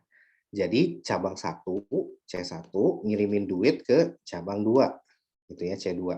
Nah, maka konsepnya adalah seperti ini. Berarti cabang 1 ngeluarin cash, cash-nya dikredit. Gitu ya. Nah, cabang 2 akan terima cash, cash-nya di debit. Nah, ini dulu yang harus kalian lakukan, ya. Jadi ketika nanti ujian itu sebisa mungkin bikinnya landscape ya, jangan portrait ya. Jadi kertasnya itu landscape. Landscape itu apa ya? Jadi dibalik ini dah gitu ya, jadi lebar. Nah, sehingga nanti dibikinnya tuh pusat, cabang 1, cabang 2, cabang 3. Nah, seperti ini persis. Nah, bikin seperti ini ya. Karena kalau portrait nanti akan susah kalian. Loncat-loncatnya tuh nanti pasti salah, kemungkinan besar pasti salah. Kecuali mereka udah bukan pintar ya, tapi udah terbiasa aja ngelotok ngerjain kayak gini pakai portrait itu nggak masalah. Jadi kalau portrait itu jadi nulisnya itu kantor pusat, cabang 1 di bawahnya, cabang 2 di bawahnya lagi gitu ya. Nah, itulah yang saya namakan dengan portrait. Nah, kalau landscape itu kita ke samping seperti ini. Nah, maka ketika ujian sebisa mungkin harus landscape ya. Nah, kayak gini ya. Jadi cara ngerjain. Karena nanti kalau ujian ada cabang 3 gitu ya. Oke, nah ini sekali lagi saya tidak membocorkan soal, saya belum membuat soal, Pak Dosko juga belum ngasih aba-aba saya bikin soal yang mana gitu ya. Tapi ini pattern, pola yang bisa kita amati ya. Jadi jangan salah sangka dulu ya. Maksud saya nanti ujian ya itu maksudnya kemungkinan besar gitu ya, karena sampai saat ini juga belum bikin soal. Nah, artinya ini ketika ujian tahun lalu dan 2 tahun sebelumnya memang polanya seperti ini. Maka nanti ada cabang ketiga, nggak sampai cabang keempat, minimal 3 lah. Maksimal 3, minimal 3 gitu ya. Nah, oke, sekarang konsepnya gimana? Konsepnya adalah ketika nanti cabang 1 mengirimkan uang ke cabang 2, maka kita plotin dulu cash keluar di mana dulu nih. Berarti cabang 1 kan mengeluarkan cash, cash-nya di kredit. Cabang 2 mendapatkan cash, cash-nya di debit. Nah, perhatikan. Di sini ketika kita mencatatkan akuntansi cabang gitu ya, maka kita nggak boleh di sini cabang 2, nggak boleh gitu ya. Karena kenapa? Karena apa namanya yang boleh mencatatkan branch itu hanyalah si pusat. Nah, gitu ya. Nah, ingat ya, ini konsepnya adalah equity method ya. Maka kalau gitu seolah-olah si cash ini ke pusat dulu. Jadi seolah-olah gini nih apa skemanya. Ini pusat, ini cabang 1, ini cabang 2 gitu ya. Jadi seolah-olah dia ngasih ke pusat dulu ya, maka pusat kan akan mencatatkan debit gitu kan. Nah, gitu kan, kasih ke pusat dulu. Kemudian dari pusat dikirimin ke si cabang 2. Nah, seolah-olah kayak gitu padahal aslinya mah ini garisnya putus-putus gitu ya. Aslinya mah dari C1 langsung ke C2 gitu ya. Nah, konsepnya kayak gini, baik itu transfer cash, baik itu transfer barang atau inventory dari antar cabang, konsepnya selalu ke pusat dulu, baru dari pusat nanti ke cabang, gitu ya. Nah, makanya di sini ya, karena konsepnya adalah harus mampir ke pusat dulu, maka di sini karena dia mengeluarkan cash gitu ya. Nah, maka itu akan terus cash-nya akan mengurangi apa, Pak? Ya, bukan expense ya. Karena ini adalah transfer ya, mengirimkan uang. Maka dia langsung akan mengirim modal, ditutup ke home office. Artinya apa? Modalnya si cabang 1 ini berkurang karena kan modal cabang 1 itu HO itu kan dikredit ya. Normalnya. HO ini kan dikredit, saldo kredit. Nah, karena dia mentransfer ke cabang 2 maka modalnya akan tergerus sehingga home office pada cash. Sehingga home office di debit, cash-nya di kredit. Jadi pertama saya simpulkan bahwa ketika antar cabang transfer, maka cash-nya dulu plotting di sini, gitu ya. Cash-nya plotting di atas, yang cabang 2, gitu ya. Nah, baru nanti pasangannya apa? Home office. Home office cabang 1, di cabang juga home office, gitu ya. Nah, dari sisi cabang 2, dia menerima cash. Maka ini akan menambah modalnya cabang 2. Ya. Equity-nya cabang 2, E2 akan bertambah. Equity-nya cabang 1, E1 ini akan berkurang. Nah, maka bagi si pusat mencatatnya agak gampang. Mencatatnya berarti equity ini akan mengurangi investasi di cabang. Berarti ya brand 1 di kredit, gitu ya. Kenapa? Karena equity 1 berubah, maka brand 1 pun akan berkurang, gitu. Karena equity cabang 2 naik, maka brand 2 pun akan naik, gitu maksudnya. Maka di sini brand 2 ditaruh di debit, gitu ya. Nah, gitu deh. Nah, sekarang ini kan transfer duit. Nah, bagaimana kalau transfer barang dagangan? Nah, ini dia si jali. Nah, nanti bagaimana kalau barang dagangannya itu ada unrealized profit-nya? Iya, makin seru, saudara-saudari. Ya. Oke, nah sekarang kita add cost dulu ya. Jadi kalau tadi cash, konsepnya sama ya. Ketika kita mau mentransfer antar cabang itu barang dagangan, maka konsepnya sama kayak cash, gitu ya. Konsepnya sama aja kayak cash. Gitu. Samanya gimana Pak? Sama-sama nanti dia akan ditutup ke home office, gitu ya. Nah ini juga sama. Tergantung itunya, kalau antar cabang ya. Nah ini akan mengurangi home office. Nah, kalau cash juga sama ya, dari cabang 1 transfer cash ke cabang 2 ya, cash-nya di kredit, debitnya apa? Home office gitu ya. Nah, ini juga sama, berarti nanti cabang 2 cash-nya di debit, maka home office di kredit gitu ya. Nah, gitu deh. Nah, sekarang kalau dia melakukan transfer barang dagangan antar cabang, maka kalian perhatikan di sini. Ini penting ya, dan ini pasti keluar dua hal ini pasti keluar. Dua hal ini pasti, yang cash tadi juga pasti keluar ya. Oke, nah sekarang kita lihat. Kantor pusat mengirimkan barang dagangan ke cabang 1 senilai 4.500 ya. Ditambah biaya pengangkutan sebesar 600 ya. Nah, artinya apa? Dari cabang 1 ya mengirimkan barang dagangan ke cabang 2 ya sebesar 4.500 ya, 4,5. Ditambah apa? Ditambah biaya pengangkutan ya. Kantor pusat mengirimkan barang ke cabang 1 senilai 4.500 ditambah biaya pengirim pengangkutan. Nah, salah. Ini ke sini 4.500 ditambah dengan apa? Ditambah dengan biaya angkut sebesar 600 ya. Nah, kemudian kantor pusat memberikan cabang 1 untuk mengirimkan barang dagangan tersebut, artinya 4.500 ini sekonyong-konyong semuanya 100% dikirim ke cabang 2 gitu ya. Mengirimkan seluruh barang yang dikirim dari pusat ke cabang 2 ya. Nah, jadi cabang 1 langsung ke cabang 2. Nah, di sini berarti berapa nih? Nah, di sini si cabang 2 itu nggak tahu kalau harganya 4.500 ya. Seperti itu. Ya, jadi dia akan ya 4.500 ditambah dengan freight in-nya juga. Nanti ya. Di sini ada freight in-nya adalah 650. Nah, cuman apakah 650 ini dibebankan juga? Ya. Kan kalau pencatatan purchase itu kan purchase itu terdiri dari cost, insurance, and freight gitu ya. Nah, artinya apa? Cost-nya 4.500, insurance-nya tidak ada, freight-nya adalah 650. Hanya saja di sini kita bisa coba lagi. Seandainya jadi cabang 1 membayar biaya pengangkutan ke cabang 2 450. Sorry. Ada dua harga nih. 1 4,5 gitu ya. Tapi ya, biaya pengangkutan yang maksimum dibebankan ya, seandainya transfer ke cabang 2 dilakukan oleh kantor pusat, dari kantor pusat transfer langsung ke cabang 2, itu harganya itu adalah 650. Nah, ini saya coret dulu ya. Itu adalah 650. Gitu ya.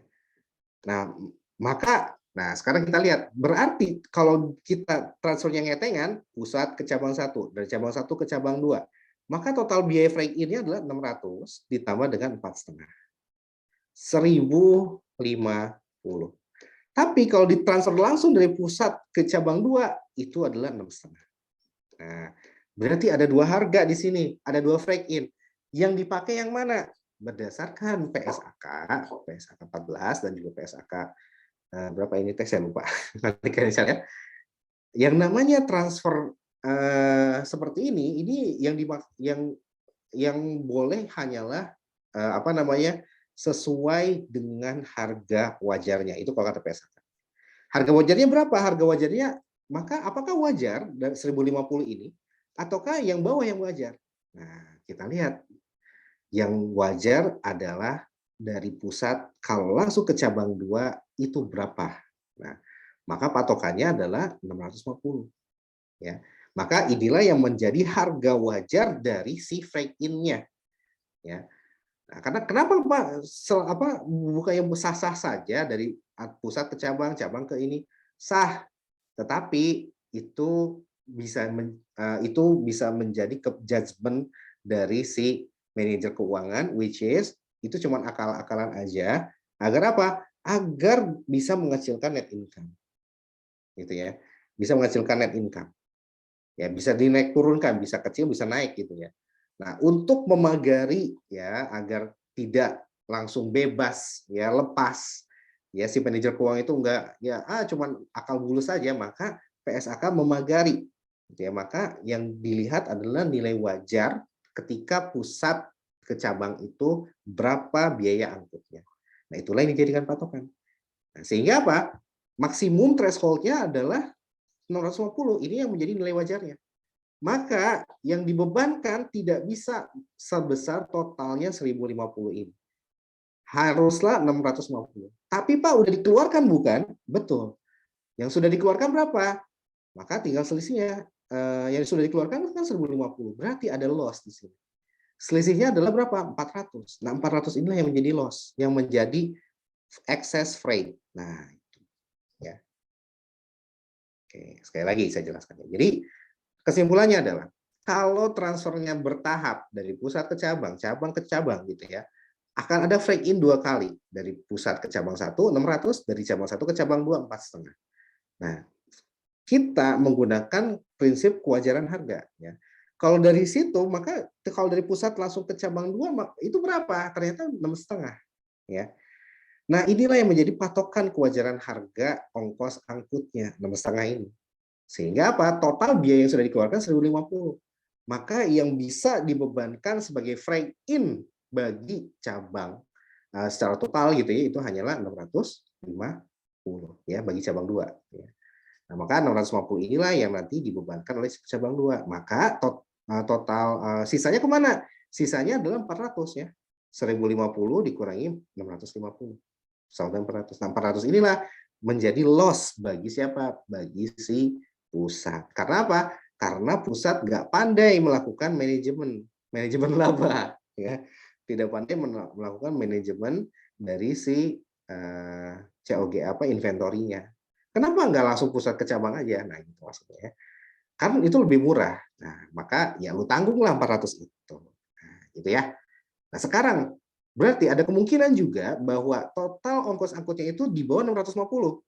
Let's say total ongkos angkutnya itu adalah berapa? Misalkan 550 gitu ya. 550. Nah, maka nah di sini berarti si biaya ini sudah kebalik ya. 1050 ya. Nah, misalkan total ongkos angkut dari pusat ke cabang 2 itu bukan 6,5 ya. Tetapi misalkan adalah 1.100 gitu ya. Lebih mahal gitu. Nah, kalau kayak gini, maka di sini tetap dia kan maksimumnya adalah 1.100 ya kan, 1.100. Nah, 1.100 ini masih di atas 1.050, maka tidak ada kerugian dalam hal ini. Ya, tetap yang diakui nanti semuanya di cabang 1 itu adalah sebesar berapa? Sebesar ya langsung tuh 1.050 gitu ya di sini, bukan lagi 0,5. Nah, nanti itu ada di contoh yang kedua ini. Ya, nanti kita lihat. Oke, nah sekarang kita baca dulu deh perjalanannya. Konsepnya sama aja kayak transfer kas dari cabang ke cabang gitu ya. Nah, hanya saja ini ada transfer dari cabang ke cabang untuk pengiriman inventory ya. Oke, pertama dulu ya, berarti dari sini si cabang, si pusat ngirimin dulu ke cabang ya sebesar 4.500. Maka pusat akan mencatat 4.500 ya. Kemudian yang kedua berarti nanti shipment from home office gitu ya. Nah, si pusat gimana? Si pusat maka ini shipment to branch gitu ya, 4.500. Kemudian si pusat bayar biaya angkut sebesar 600 ya. Maka si pusat bukan freight in, bukan taruh di pusat. Kenapa? Karena freight in itu adalah ongkos angkut. Kan tadi ya, inventory itu cost, insurance, and freight. Nah, freight inilah sama dengan nilai dari inventory. Artinya apa? Inventory ini sama dengan purchase kalau dicatat secara periodik gitu ya. Purchase kalau diterima dari cabang maka namanya bukan purchase tapi shipment. SFHO gitu ya. Nah, kayak gitu maksudnya ya. Maka apa? Maka harusnya freight in itu ditaruhnya bukan di pusat. Karena itu kan expense ya. Tapi freight in itu nanti ditaruhnya di cabang. Nah, cuman yang membayar adalah pusat ya. Maka kalau kayak gini pembebanannya saja yang di cabang. Meskipun cash-nya yang bayar si pusat. Nah, maka pusat mengeluarkan cash 600, bukan freight in gitu ya. Cash 600 karena memang pusat yang membayarkan si freight in-nya. Nah, nanti si cabang akan membebankan ongkos angkutnya gitu. Jadi di pusat bukan freight in ya. Tapi dia akan menambah investment in branch gitu ya. Nah, jadi 600 ini akan menambah investment in branch bagi pusat gitu ya. Nah, terus di cabang dia akan mencatat freight in sebesar 600. Nah, ini 600. Nah, maka nanti dia total dari shipment dan freight in inilah yang akan menambah akun home office, menambah modalnya si cabang gitu ya, cabang 1. Oke. Itu yang pertama nih. Sampai sini ini udah masih normal gitu ya. Jadi ini masih transaksi pengiriman inventory. Nah, jadi misalkan cabang pusat ngirimin duit juga ke cabang, maka nanti si cabang akan mencatatkan cash ya, menerima cash pada home office. Nah, gitu ya. Nah, karena home office-nya ini menambah modal cabang 1 misalkannya, maka pusat mencatatnya berarti nanti branch pada cash. Nah, itu kalau kita mau kombinasikan jurnalnya gitu ya. Nah, oke. Nah, sekarang ini masalah khusus. Nah, ini yang dimaksud masalah khusus ya. Masalah khususnya adalah si pusat nyuruh agar cabang 1 ya mentransfer seluruh inventory yang dikirim oleh pusat sebesar 4.500 dan 600 ini ke si cabang 2 gitu ya.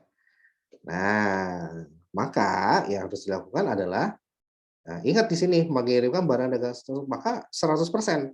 Sehingga apa? Maka shipment from home office ini harus dikredit ya, ditaruh di kredit. Dikeluarin tuh. Ya, maka ini shipment from HO plus freight in-nya juga 600 gitu ya. Nah, maka di sini biaya angkutnya adalah 450. Di sini si cabang 1 membayar ongkos kirim dari cabang 1 ke cabang 2. Ya, freight in untuk pengiriman ke cabang 2 itu dibayar oleh cabang 1. Maka si cabang 1 mengeluarkan cash sebesar 450 yang ini ya. Nah, 450. Nah, gitu maksudnya ya. Maka total modal yang pengurang modal ya, karena ini kan tadinya kan menambah modal ya, kemudian dikeluarin lagi ke cabang 1 gitu kan. Maka ini pun akan mengurangi modal home office ya, akan mengurangi modal dari si cabang 1 ya. Maka home office-nya ditaruh di debit gitu ya. Maka berapa totalnya? Totalnya adalah 5.550 gitu ya. Nah, seharusnya ini kan sebetulnya nanti akan dikirim ke cabang 2 ya. Cabang 2 pun akan mencatat 4.500 ditambah dengan 600 ditambah dengan 4,5. Harusnya adalah 1.050 si cabang 2 mencatatnya. Gitu ya. Tetapi ada batas maksimum. Nah, ini batas maksimum hanya sebesar 650. Dapat dari mana ini? Ketika biaya kantor pusat ngirim ke cabang 2 langsung, maka biayanya adalah 650. Nah, 650 inilah yang menjadi batas maksimum untuk pembebanan freight in bagi cabang 2. Gitu ya. Sehingga apa? Bukan 1.050 yang dibebankan, tetapi adalah 650. Nah, maka 650 inilah yang dibebankan di sini. Gitu ya. Dan itu yang nilai modal cabang 2 akan bertambah sebesar berapa? Bukan sebesar 5.050, tapi sebesar 5.150, gitu ya. Nah, ini sekarang kalau kita selisihkan adalah 400. Nah, 400 itulah ya yang menjadi pengurang atau kerugian bagi si pusat. Gitu ya. Nah, sekarang kita beralih ke bukunya pusat ya. Jadi cabang 1 mengirimkan ke cabang 2 ya, home office 5.550 pada shipment, pada freight in, pada cash gitu ya. Cabang 2 nerima shipment 4.500, kemudian freight in-nya berapa? Maksimumnya adalah 6,5 ya, pindahin ke sini. Nah, totalin berapa? Totalinnya adalah 5.150. Nah, kita lihat ini jurnalnya sama kayak ini juga jurnalnya. Ketika nerima barang, pokoknya jurnalnya sama kayak gitu. Ya, shipment from home office. Jadi bukan shipment from brand 1, tapi tadi seolah-olah dikirimkan dulu ke front office. Seolah-olah ini diterima dari si home office, gitu ya. Nah, sekarang baru kita bongkar bukunya si pusat. Nah, gimana si pusat? Nah, kalau si pusat, ya berarti kalau pusat itu apa namanya?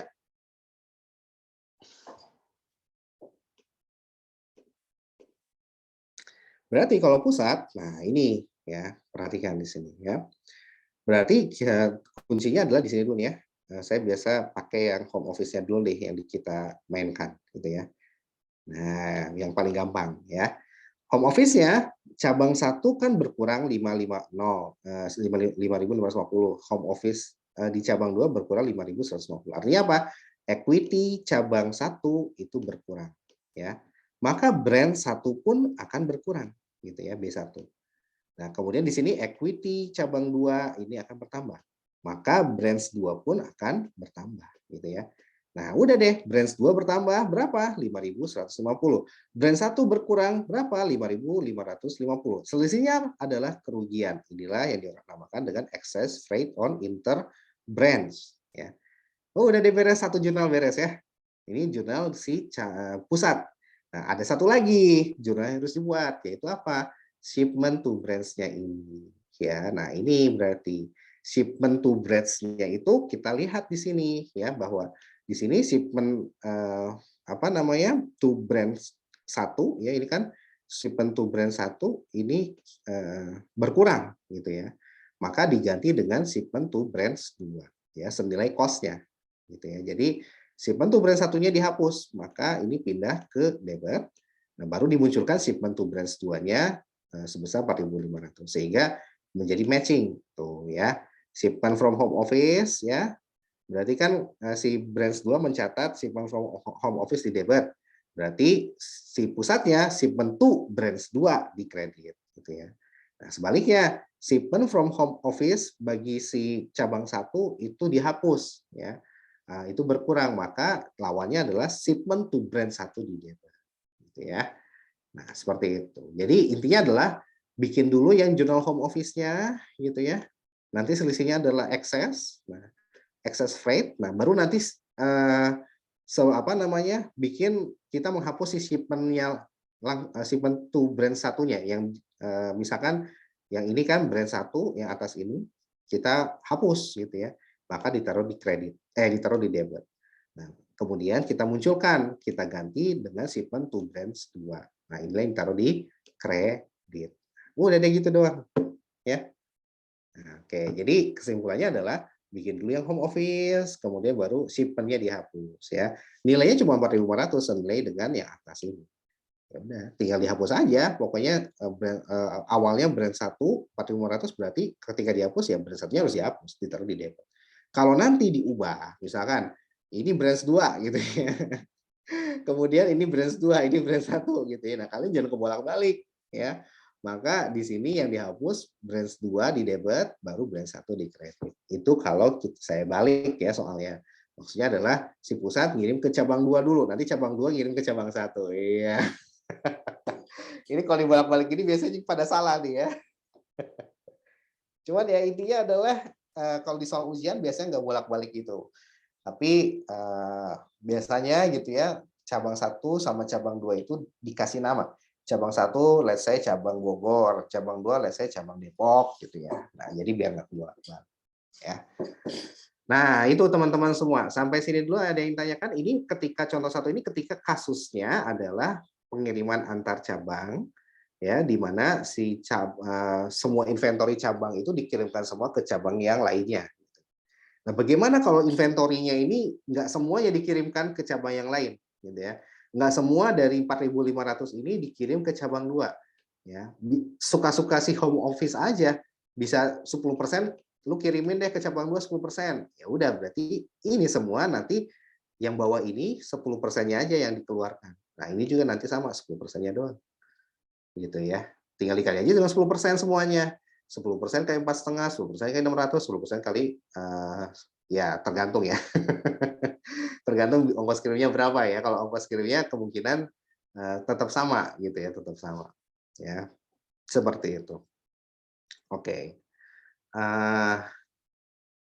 Nah, oke, sampai situ dulu. Ada yang ingin tanyakan sebelum saya lanjut? Izin bertanya, Pak. Silakan Angga. Tanya dikit aja, Pak. Tentang itu kan dibilangnya kalau tadi itu yang bayar ongkos angkutnya kantor cabang 1, jadi ada cash di kredit. Kalau misalnya yang bayar ongkos angkutnya itu cabang 2, berarti cash-nya di kantor cabang 2 di kredit juga gitu, Pak? Iya, betul. Kalau nanti yang bayarnya si cabang 2 ya berarti nanti cash-nya ada di cabang 2 gitu ya. Berarti nanti apa namanya home office-nya tentunya apa ya cash-nya freight in ya nanti tinggal dicari taruh di sini aja cash sebesar berapa 4,5 gitu ya. Nah, seperti itu. Nanti atasnya menyesuaikan tentunya. Ya, menyesuaikan ya. Berarti nanti freight in-nya ini jangan diisi dulu. Nah, 4,5 apa namanya ya tunggu bentar ya. Misalkan di sini maksimum adalah 650 ya. Ini adalah 4.500 ditambah 6,5 berarti ya. Berarti 5.150 gitu ya. Nah, maka di sini cash-nya berapa nih? Cash-nya adalah 450 gitu ya. Maka di sini berarti si home office-nya yang akan berkurang gitu ya. Yang akan berkurang itu home office-nya. Home office-nya berapa? 5.150 dikurangi dengan 4,5, hasilnya adalah sekian. Intinya X inilah yang nanti nilai home office-nya nanti disesuaikan gitu ya.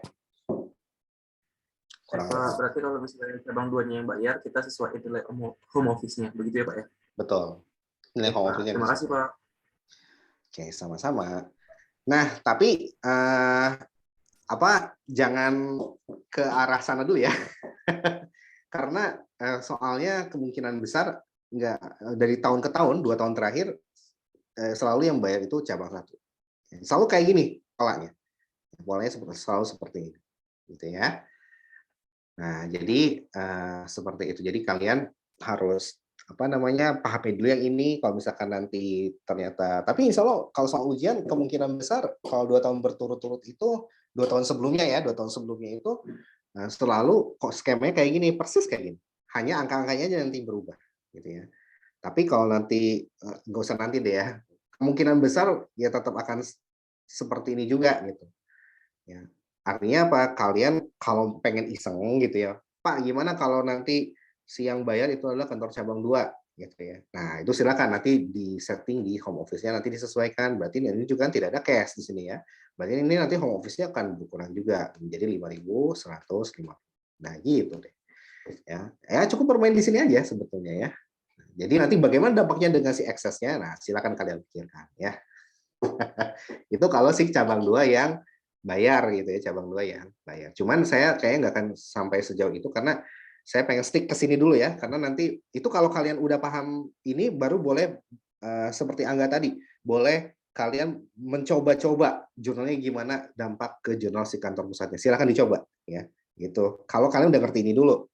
Nah, tapi kalau kalian masih saya nggak mau melangkah ke bagaimana kalau nanti yang bayar cabang 2, bukannya saya ini ya, cuman takutnya nanti kalian tambah bingung gitu.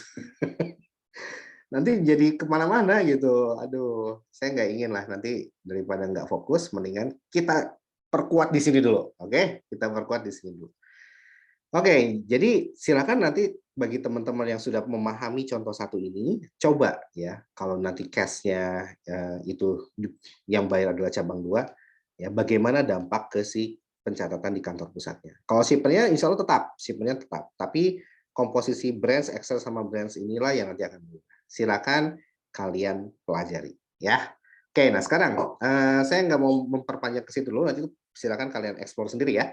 Saya mau bahas yang contoh 2 ya, karena ini, ini masih lanjut, cuy. Ya, jadi seperti ini ya. Jadi kalau tadi itu 100%.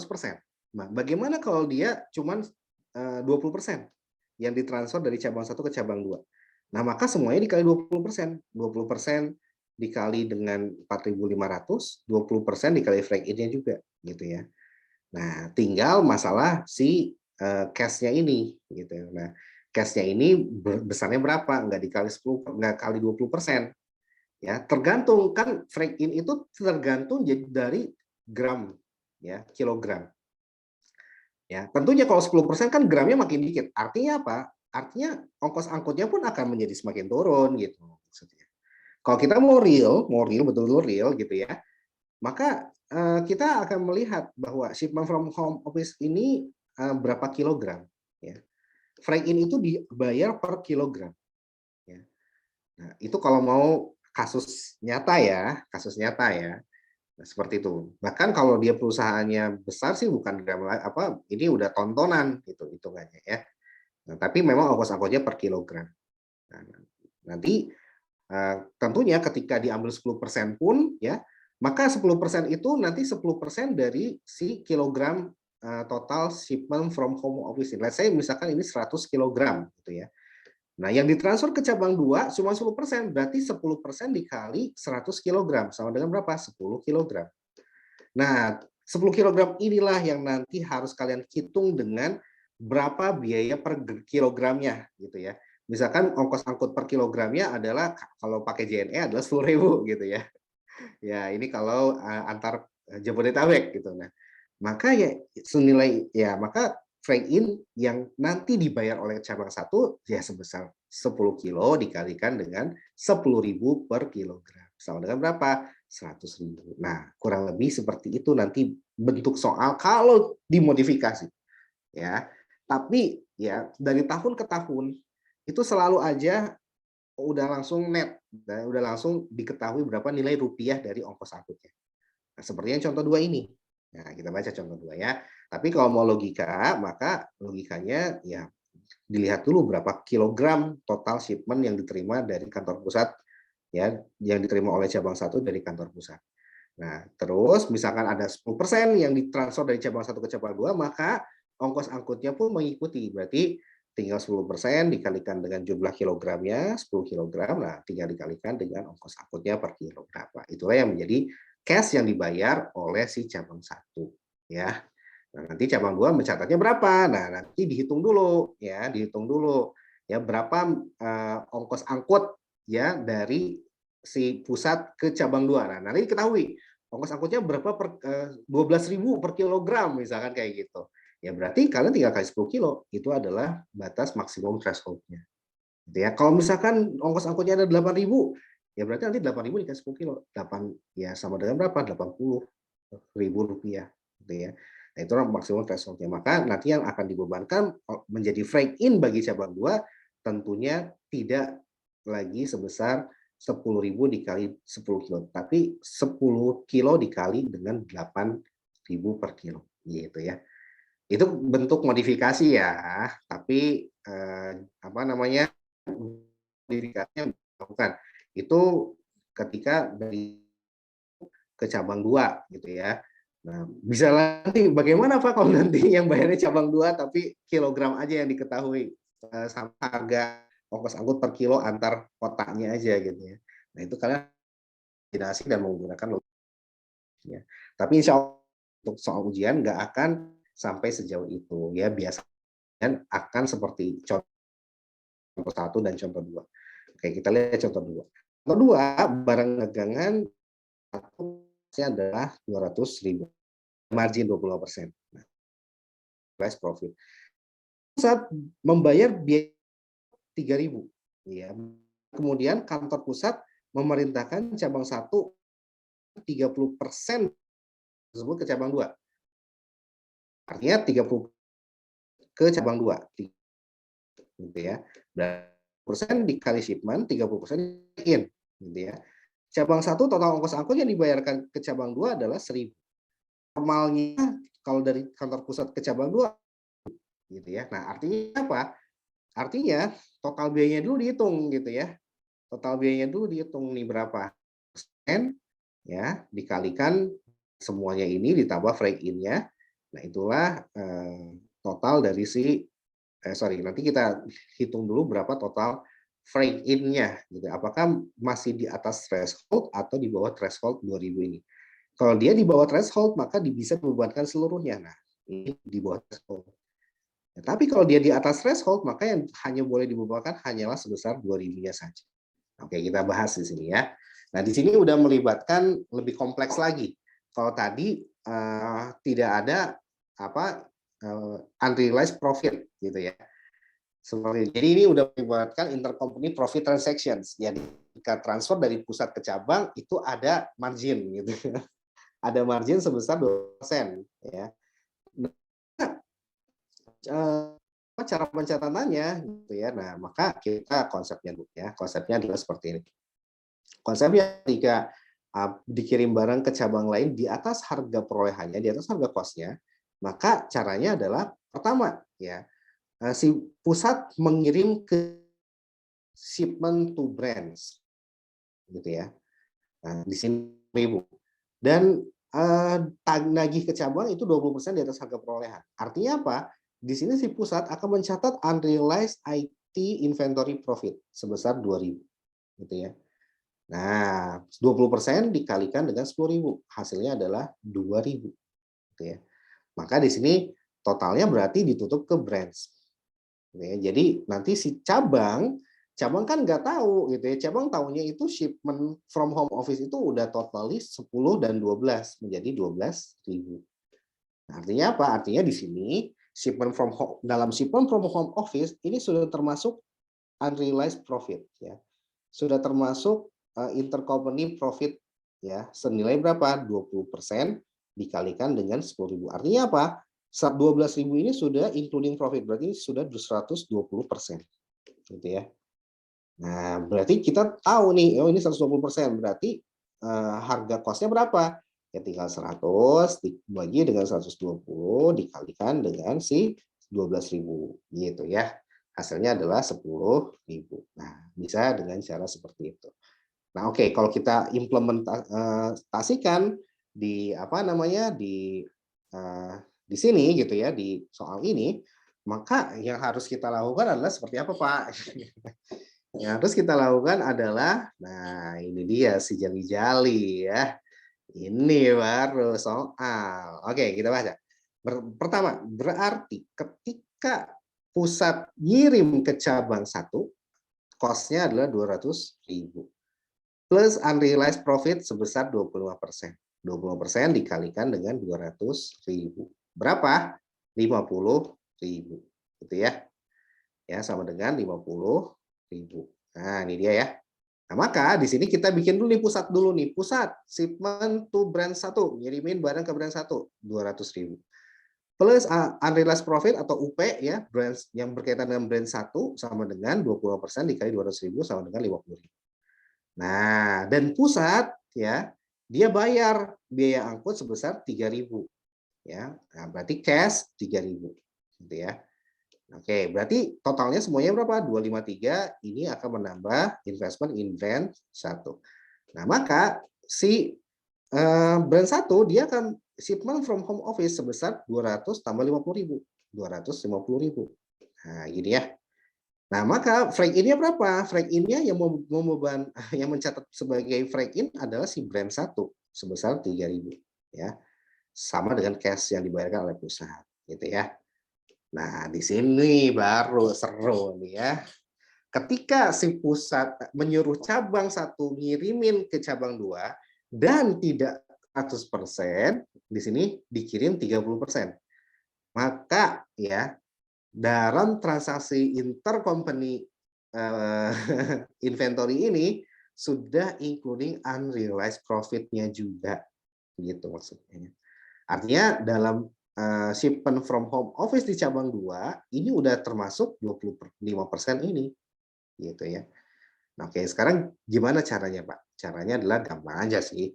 Pertama, ya, si pusat nyuruh, lu 30% kirim dong ke cabang 2. Oh, oke, siap, Bos. Berarti 30% dari 250.000 ya. Sama dengan berapa? 75.000. Ini 30%. Kemudian si freight in-nya juga sama, ya, dikeluarin ya. Ini kali 30% sama dengan 900, gitu ya. Nah, maka di sini dilihat ada tambahan. Cabang 1 membayar biaya pengangkutan ke cabang 2. Ya, berarti cash di sini oleh si cabang 1 keluar cash, gitu ya. Sebesar 1.000, gitu ya. Kalau nanti cabang 2 yang bayar, cash-nya berarti dipindahin ke cabang 2 di sini ya. Nanti home office cabang 2 akan menyesuaikan, gitu ya. Oke, nah sekarang kembali lagi ke soal ini. Berarti kalau dari soal ini 1.000 ini yang bayar cabang 1, tapi freight in biayanya itu yang membebankan adalah cabang 2, ya. Nah, maka di sini kita lihat bahwa dari 75 dan 900 ini ya, apakah pindah semua ke cabang 2 gitu ya. Nah, kita satu-satu kalau gitu. Yang sudah pasti yang mana? 75.000 ini udah pasti. Berarti shipment from home office 75.000. Gitu ya. Nah, tinggal freight in-nya. Freight in-nya berapa? Freight in-nya tadi ya, kantor pusat ke cabang 1 berapa tuh tadi? 3.000. Sorry, ya 3.000 ya. 3.000 ya. Tapi di sini kan 30%-nya ya. 30%-nya adalah 900 ya. Nah, kemudian dari cabang 1 ke cabang 2 besarnya 1.000 gitu ya. Yang ini nih. 1.000 ini. Nah, artinya yang kita tambahkan total freight in-nya berapa? 900 ditambah dengan 1.000. Kenapa nggak 3.000, Pak? Lah yang mau dikirim cuma 30% dari 3.000, gitu kan? Ya, maka ya udah 900 yang kita catat sebagai freight in, ya. Totalnya adalah 1.900. Nah, sekarang di sini kalau pengiriman 30% barang tadi dilakukan dari kantor pusat ke cabang 2, maka ya besarnya adalah 2.000. Nah, ini aneh nih sebetulnya ya. Wong dikirim ke cabang 2, ya mungkin cabang 2 ini dekat-dekat kota Depok gitu ya, atau dekat-dekat kota Tangsel gitu ya. Sekitaran Tangsel sehingga biayanya lebih murah gitu. Ya, oke ya. Kalau dari sini ternyata diketahui bahwa total ongkos kirim dari pusat ke cabang 2 nilainya adalah 2.000 ini untuk 30% ya. 30% dari inventory yang dikirim dari cabang 1 ke cabang 2 ya. Oke. Sehingga gimana? Sehingga kita bandingkan, oh ini 1.900 ya. Nah, masih di bawah threshold-nya. Karena threshold-nya 2.000, maka semuanya bisa dibebankan. 1.900 inilah yang dibebankan seluruhnya. Gitu ya. Maka di sini kita catatlah freight in-nya sebesar 1.900. Sisanya apa? Sisanya home office sebesar 76.900 gitu ya. Nah, terus gimana, Pak? Terus ini selesai cabang 1 dan cabang 2 ya. Nah, terus gimana?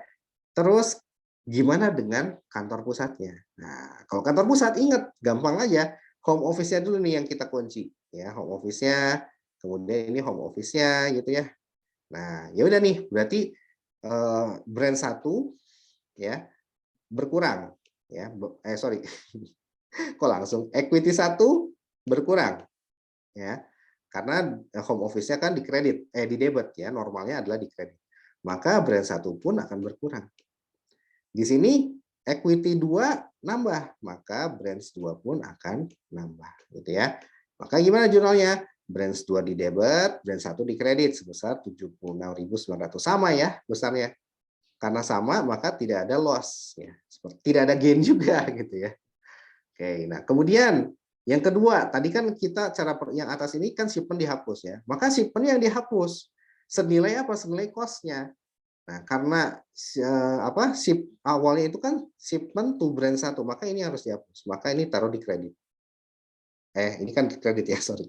Ditaruh di debit ya. Ini kredit, maka dipindahkan ke debit biar dihapus angka 30% dari 200.000. 30% dikali 200.000. Sama dengan berapa? Sama dengan dikali 200.000 ya, kali ini sama dengan 60.000 ya. Maka shipment brand 1 di debit ya, baru shipment brand 2 di kredit ya, sebesar 60.000. Nah, karena ke brand 1 ini juga ada unrealized profit, maka ini juga ditransfer dari unrealized profit brand 1 menjadi unrealized profit brand 2. Maka sama, ini kan di kredit ya, maka di sini juga sama, kreditnya adalah unrealized profit brand 1, maka dipindahkan ke yang brand 2. Ya, kita taruh di kredit. Nah, ini di debit ya. Brand satunya di debit dulu, kemudian ditutup pada unrealized profit brand 2 di kredit. Ya, sebesar berapa? Sama, sebesar 30% dikali dengan 50.000. Sama dengan berapa? 15.000. Nah, seperti itu.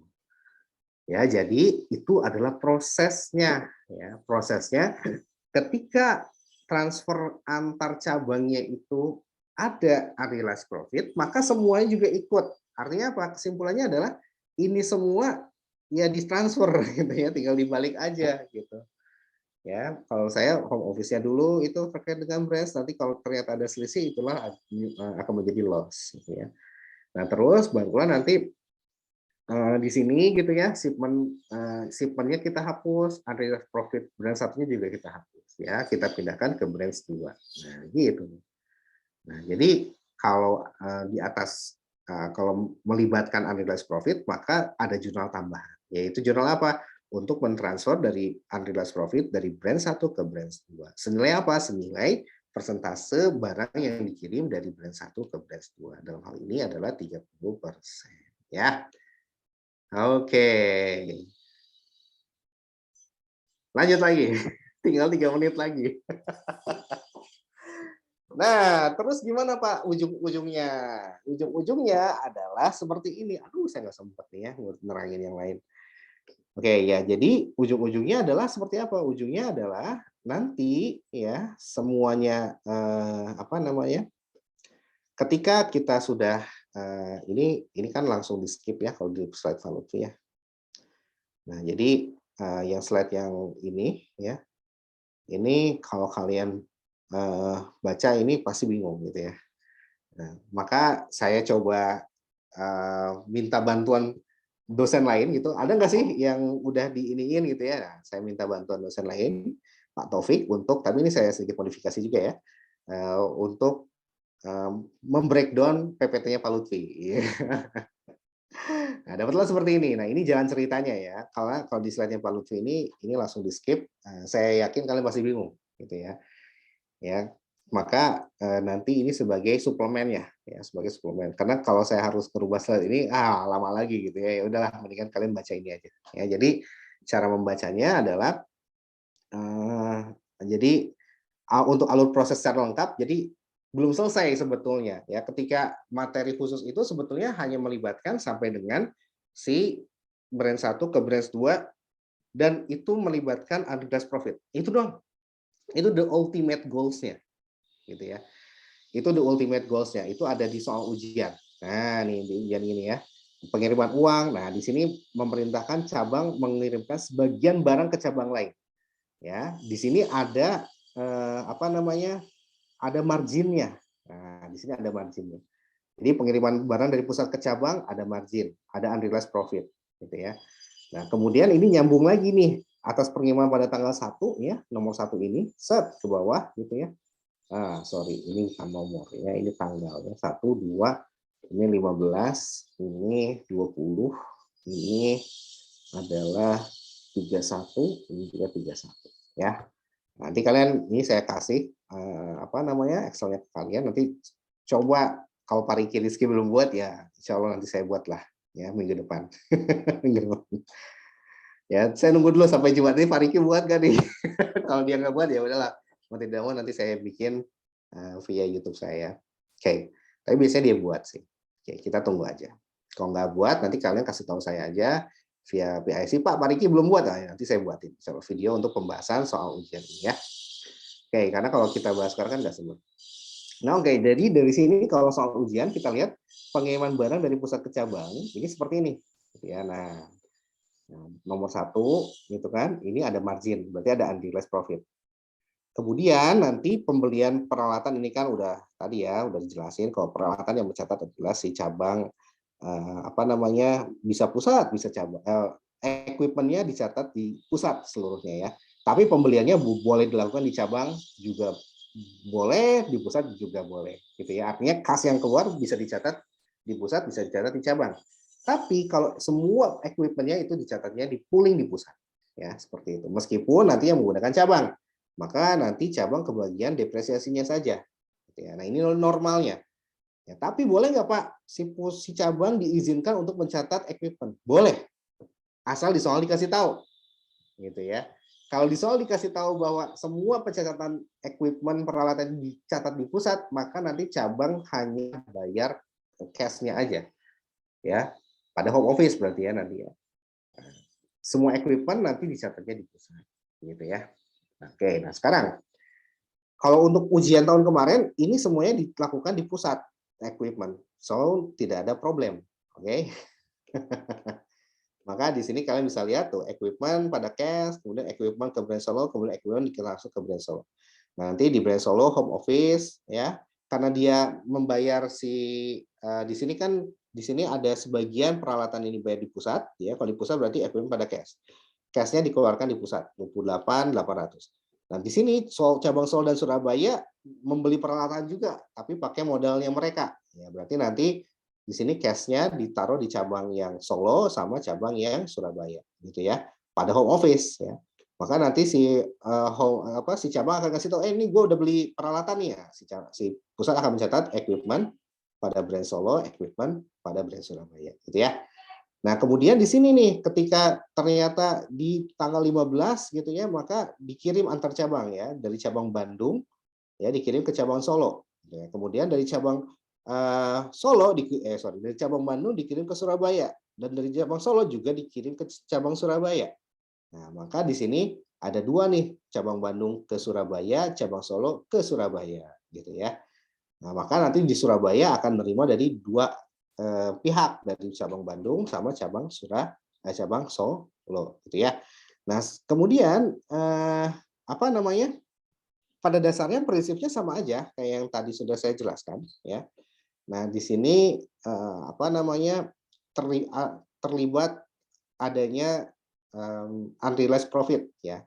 Nah, di sini berarti karena cabang antar cabangnya nanti ya, misalkan cabang Surabaya ada ekses, kemudian yang pertama ini yang ini nih.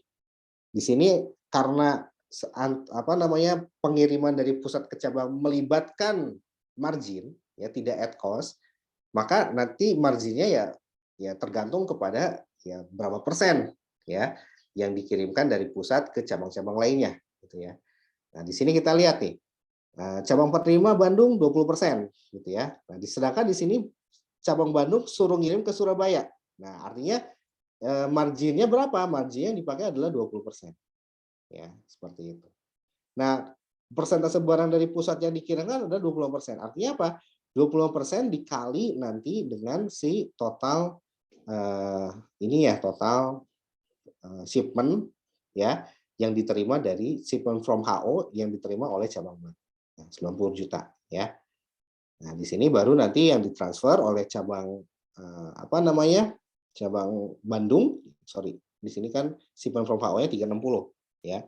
Kemudian di sini 25% ya yang dikirim dari cabang Bandung ke cabang Surabaya. Nah, tinggal dikalikan aja persentasenya, gitu ya. Nah, 25% dikalikan dengan 360 juta. Nah, sisanya ya udah tinggal ikutin aja. Intinya mah sama-sama aja kayak gini. Home office shipment break in cash, home office shipment break in cash, gitu-gitu doang gitu ya. Ya. Jadi seperti itu. Nah, terus nanti di sini ketika diterima di cabang Surabaya berarti shipment break in home office. Sama di sini juga shipment break in home office. Cuman angkanya aja yang beda. Nah, artinya kalian bisa berstrategi, guys. Bisa berstrategi. Bikin aja dulu jurnalnya, angkanya belakangan gitu. Dari sekarang udah bikinlah strategi kayak gitu ya. Nah, ketika mencatat di pusatnya juga sama, bikin dulu aja jurnalnya, kan jurnalnya udah ada nih, ya. Udah bikin dulu aja, angkanya belakangan gitu ya. Nah, boleh seperti itu. Oke? Nah, kurang lebih seperti itu kalau kita praktekkan di soal ujian ya. Nah, nanti ya udah deh. karena di sini tidak sampai dengan seluruh jurnal aja, berarti cuma sampai tanggal 31 aja. Ya. Nah, seperti itu. Nah, kalau kita mau lebih dalam gitu ya, bagaimana proses bisnisnya Pak? Sorry. Terus Pak, izin kalau untuk absen. Oh, siap. Oh, ini jam berapa sih? Oh, udah lewat 6 menit. Oh, ya udah deh, kita tutup aja ya. Oke, jadi kesimpulannya teman-teman semua ya. Kesimpulannya adalah kalian harus menguasai ya cara untuk melakukan jurnal ini semua ya, jurnal yang materi khusus terutama ya. Transfer kas, kemudian juga transfer antar cabang, tapi pakai yang contoh 2 yang pastinya ya. Karena di soal ujian tahun kemarin pun yang keluar adalah contoh 2 gitu kan. Nah, sisanya apa? Sisanya ya udah beres gitu ya. Nah, sebetulnya ada satu lagi ya. Ketika ini jurnal AKM-nya ya cuma sampai segini doang. Yang paling susah yang contoh 2 ini aja. Jadi kalau kalian udah paham contoh 2 ya insya Allah soal ujian pun akan lebih mudah dipahami ya. Nah, gitu teman-teman semua. Nah, sebetulnya ada satu lagi. Ya, satu lagi itu apa? Satu lagi itu adalah ketika kita bikin jurnal penyesuaian ya. Nah, jurnal penyesuaian itu biasanya dilakukan pada saat akhir periode. Nah, ini penyesuaian ya, adjusting entries. Jadi ini sebetulnya seperti siklus akuntansi ya, adjustment entries ya. Nanti ada juga jurnal penutup gitu ya. Nah, jurnal penutup itu kan closing entries gitu ya. Jadi ini kembali lagi ke masa-masa AKM 1 dan pengantar akuntansi ya. Nah, jadi dividen pada cash ini kan biasa. Nah, di sini setoran dari berarti letaknya di sini ya. Adjustment entries itu letaknya di ketika dari sebelum depresiasi. Nah, ini dia adjustment entries ya. Jadi ketika kapan depresiasi dilakukan ya, depresiasi inilah jurnal akrual dan ini hanya dilakukan ketika di akhir periode ya. Dan inilah yang dinamakan dengan adjusting entries ya. Adjusting entries ya. Nah, jadi jurnal penyesuaian. Depreciations ya pada accumulated. Nah, kalau yang di contoh ini si brands-nya boleh membeli mencatat yang namanya equipment. Nah, di sini ada nih equipment brands ya. Kalau di contoh-contoh sebelumnya equipment ini yang mencatatkan adalah kantor pusat. Normalnya di ujian equipment yang mencatatkan kantor pusat. Ya, jadi ini sebenarnya bisa diabaikan gitu ya di contoh yang ini. Cuma ini contoh pengayaan yang ada di modul ya. Seperti itu. Nah, kalau di modul berarti si equipment boleh dicatat oleh brands. Berarti ketika penyusutan, gimana penyusutan? Nah, maka brands pun akan melakukan penyusutan. Depreciation expense pada accumulated depreciation. Kalau dia tidak diperkenalkan mencatat equipment, maka ini menjadi home office gitu ya. Depreciation expense di bawahnya adalah home office gitu ya. Nah, maka di sini nanti akan berubah gitu ya. Di sini adalah brands ya pada accumulated depreciation. Nah, itu kalau dia tidak diperkenalkan mencatat penyusutan equipment ya. Nah, oke, yang ingin saya jelaskan penekanannya adalah pada saat di penyesuaian ini. Nah, penyesuaian ingat ya, ketika merchandise inventory ya, periodik sistem pencatatannya, maka dia akan melakukan stock opnam. Maka ya ada 2 stok opnam, satu yang dilakukan di kantor pusat, di gudang kantor pusat, dan satu yang dilakukan di gudangnya cabang, gitu ya. Nah, nanti yang diketahui adalah nilai dari ending inventory-nya saja. Ya, ini juga sama, nilai dari si ending inventory si cabang, gitu ya. Nah, terus gimana Pak? Ya udah, kalau kayak gitu berarti nanti angka ending inventory pusat sama cabang akan given kalau dia periodik, karena dari kita pun pakai periodik. Ya 80.000 sama 30.000. Nah, nanti di breakdown nih, ini juga given ya, dari 30.000 ini berapa yang merupakan shipment dari kantor pusat sebesar 20.000 shipmentnya. Nah, 10.000 yang dibeli dari pihak luar, yang dibeli melalui skema purchase tadi ya, purchase. Nah, gitu ya. Nah, maka di sini ketika kita ingin membuat income statement brands, jadi untuk mengetahui net income dari si brands, gitu ya, kita harus membuat adjusting entries-nya ini dulu, ya. Maka kita akan ketahui 80.000 sama 30.000, gitu ya. Maka kita tutup nih, kita tutup. Nah, ini sebetulnya closing sih ya, ya adjusting juga bisa sih.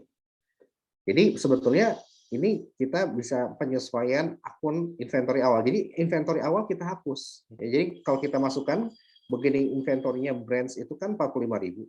Ending inventory diketahui 30.000 gitu ya. Maka si brands ya, si beginning inventory-nya akan kita hapus dulu nih. Ditaruh di kredit. Pasang atasnya adalah income summary. Nah, terus kita munculkan ending inventory-nya berdasarkan hasil stock of none. Nah, ini jurnal penyesuaiannya. Merchandise inventory ending pada income summary. Kalau kita gabungkan bisa kita gabungkan ya. Menjadi apa? Menjadi ending ya, ending inventory sebesar 30.000 gitu ya. Nah, kemudian di sini apa? Di sinilah baru nanti kita skip dulu gitu ya. Nah, di sini baru beginning inventory ya sebesar berapa? 45.000. Nah, nanti tengahnya apa? Nah, tengahnya yang ada di bawah sini ya. Tengahnya adalah yang ada di bawah sini ya. Ada purchase, ada shipment. Nah, ini yang akan mengisi nilai tengahnya itu ya, seperti ini. Nah, oke, jadi untuk mempersingkat gitu ya, sebetulnya jurnalnya cukup 2 ini aja, jurnal ketika nanti penutupan ya. Ya penutupan, jadi beginning inventory-nya dihapus, kita munculkan ending inventory-nya ya, tapi kita tutup pada income summary. Ya, tapi kalau kita mau gabungkan, maka kalau kita mau gabungkan ini harus dimunculkan. Gitu ya. Nah, kita perhatikan dulu nih, berarti di sini kalau kita ingin memasukkan semua transaksi tersebut ke dalam income statement si brands, maka kita akan mencari COGS-nya. COGS-nya 45.000. Yang ini ya, 45.000. Kemudian purchase tadi ya, purchase-nya ada di atas ya, 25.000. Nah, shipment from home office juga ada di atas 60.000. Ya, inilah yang menjadi COGS. Nah, barulah nanti kita masukkan 30.000 sebagai ending inventory. Ya, sama dengan berapa COGS-nya? 100.000. Nah, gitu ya, 100.000. Kemudian ya tinggal sales dikurang dengan COGS menjadi gross profit. Nah, kemudian dikurangi dengan expense dari atas. Nah, maka net income inilah yang menjadi net income si brands, ya brands income. Nah, gitu ya.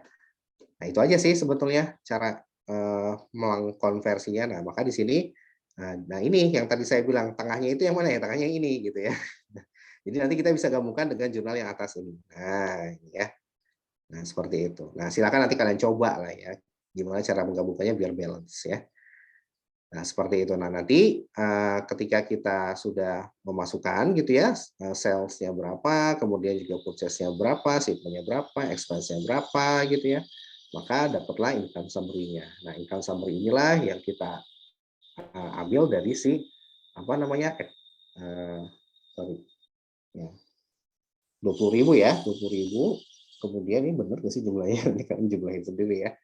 Ya, kemudian hasilnya adalah 5.000 ini menjadi total, ini harusnya 5.000 ya. 5.000 inilah yang menjadi total dari si yang akan kita masukkan ya, saldonya saldo kredit ya. 5.000 ini kita masukkan untuk menjadi branch income. Ya, kita tutup ke home office, menambah modal. Ya, seperti itu. Nah, itulah prosesnya. Apakah kita buatnya sampai sini? Tidak. Ya, di ujian cukup bikin sampai sini aja ya, sampai depresiasi saja. Ya, tapi kalau untuk yang yang ke bawahnya ini nggak dibikin. Ya, seperti itu.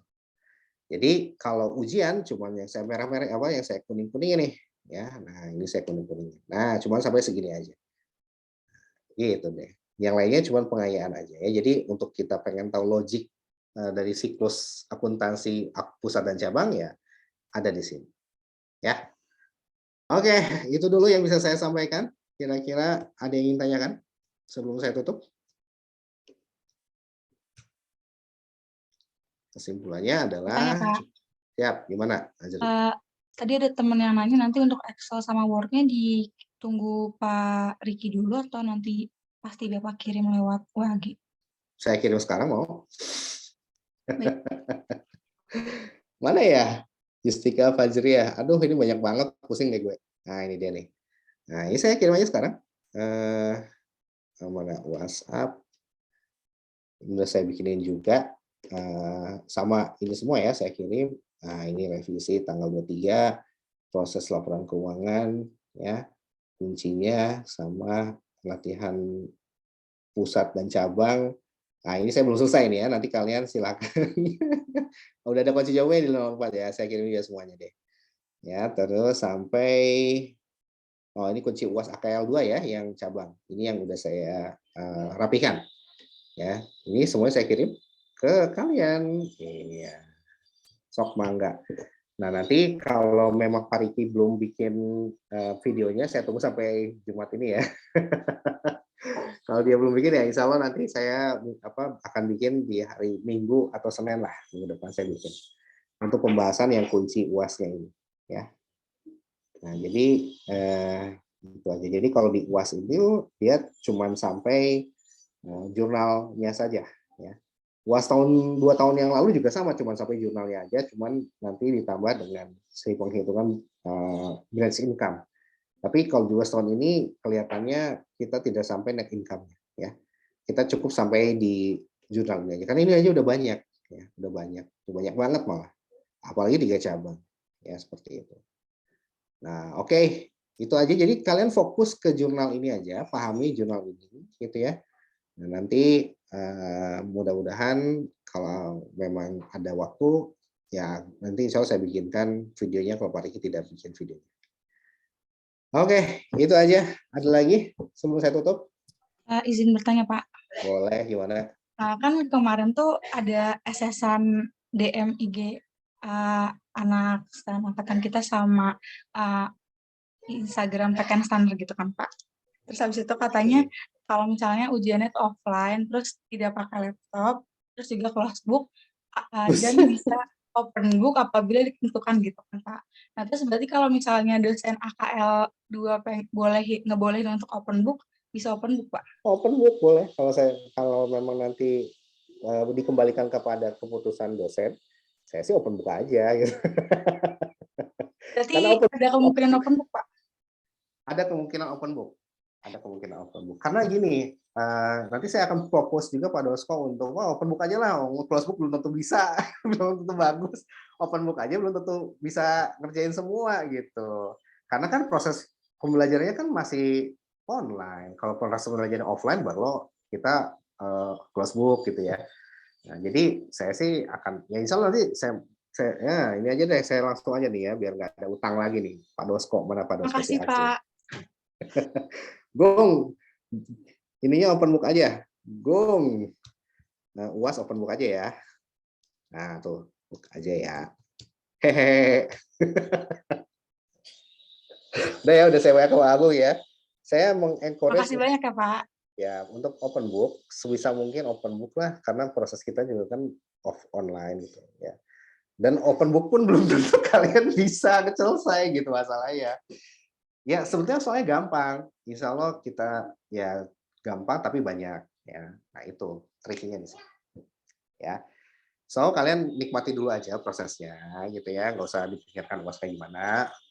Yang ada adalah UAS itu insya Allah soalnya itu banyak tapi gampang.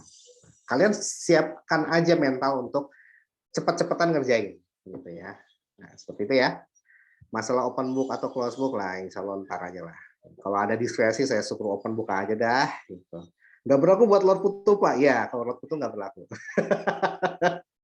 Khusus dia doang nggak boleh, yang lain open book silakan. Oke, kita foto dulu. 1, 2, 3. Oke deh. Thank you very much. Sampai jumpa lagi di pertemuan minggu depan. Assalamualaikum warahmatullahi wabarakatuh. Dadah. Assalamualaikum warahmatullahi wabarakatuh. Makasih ya, Pak. Terima kasih, Pak.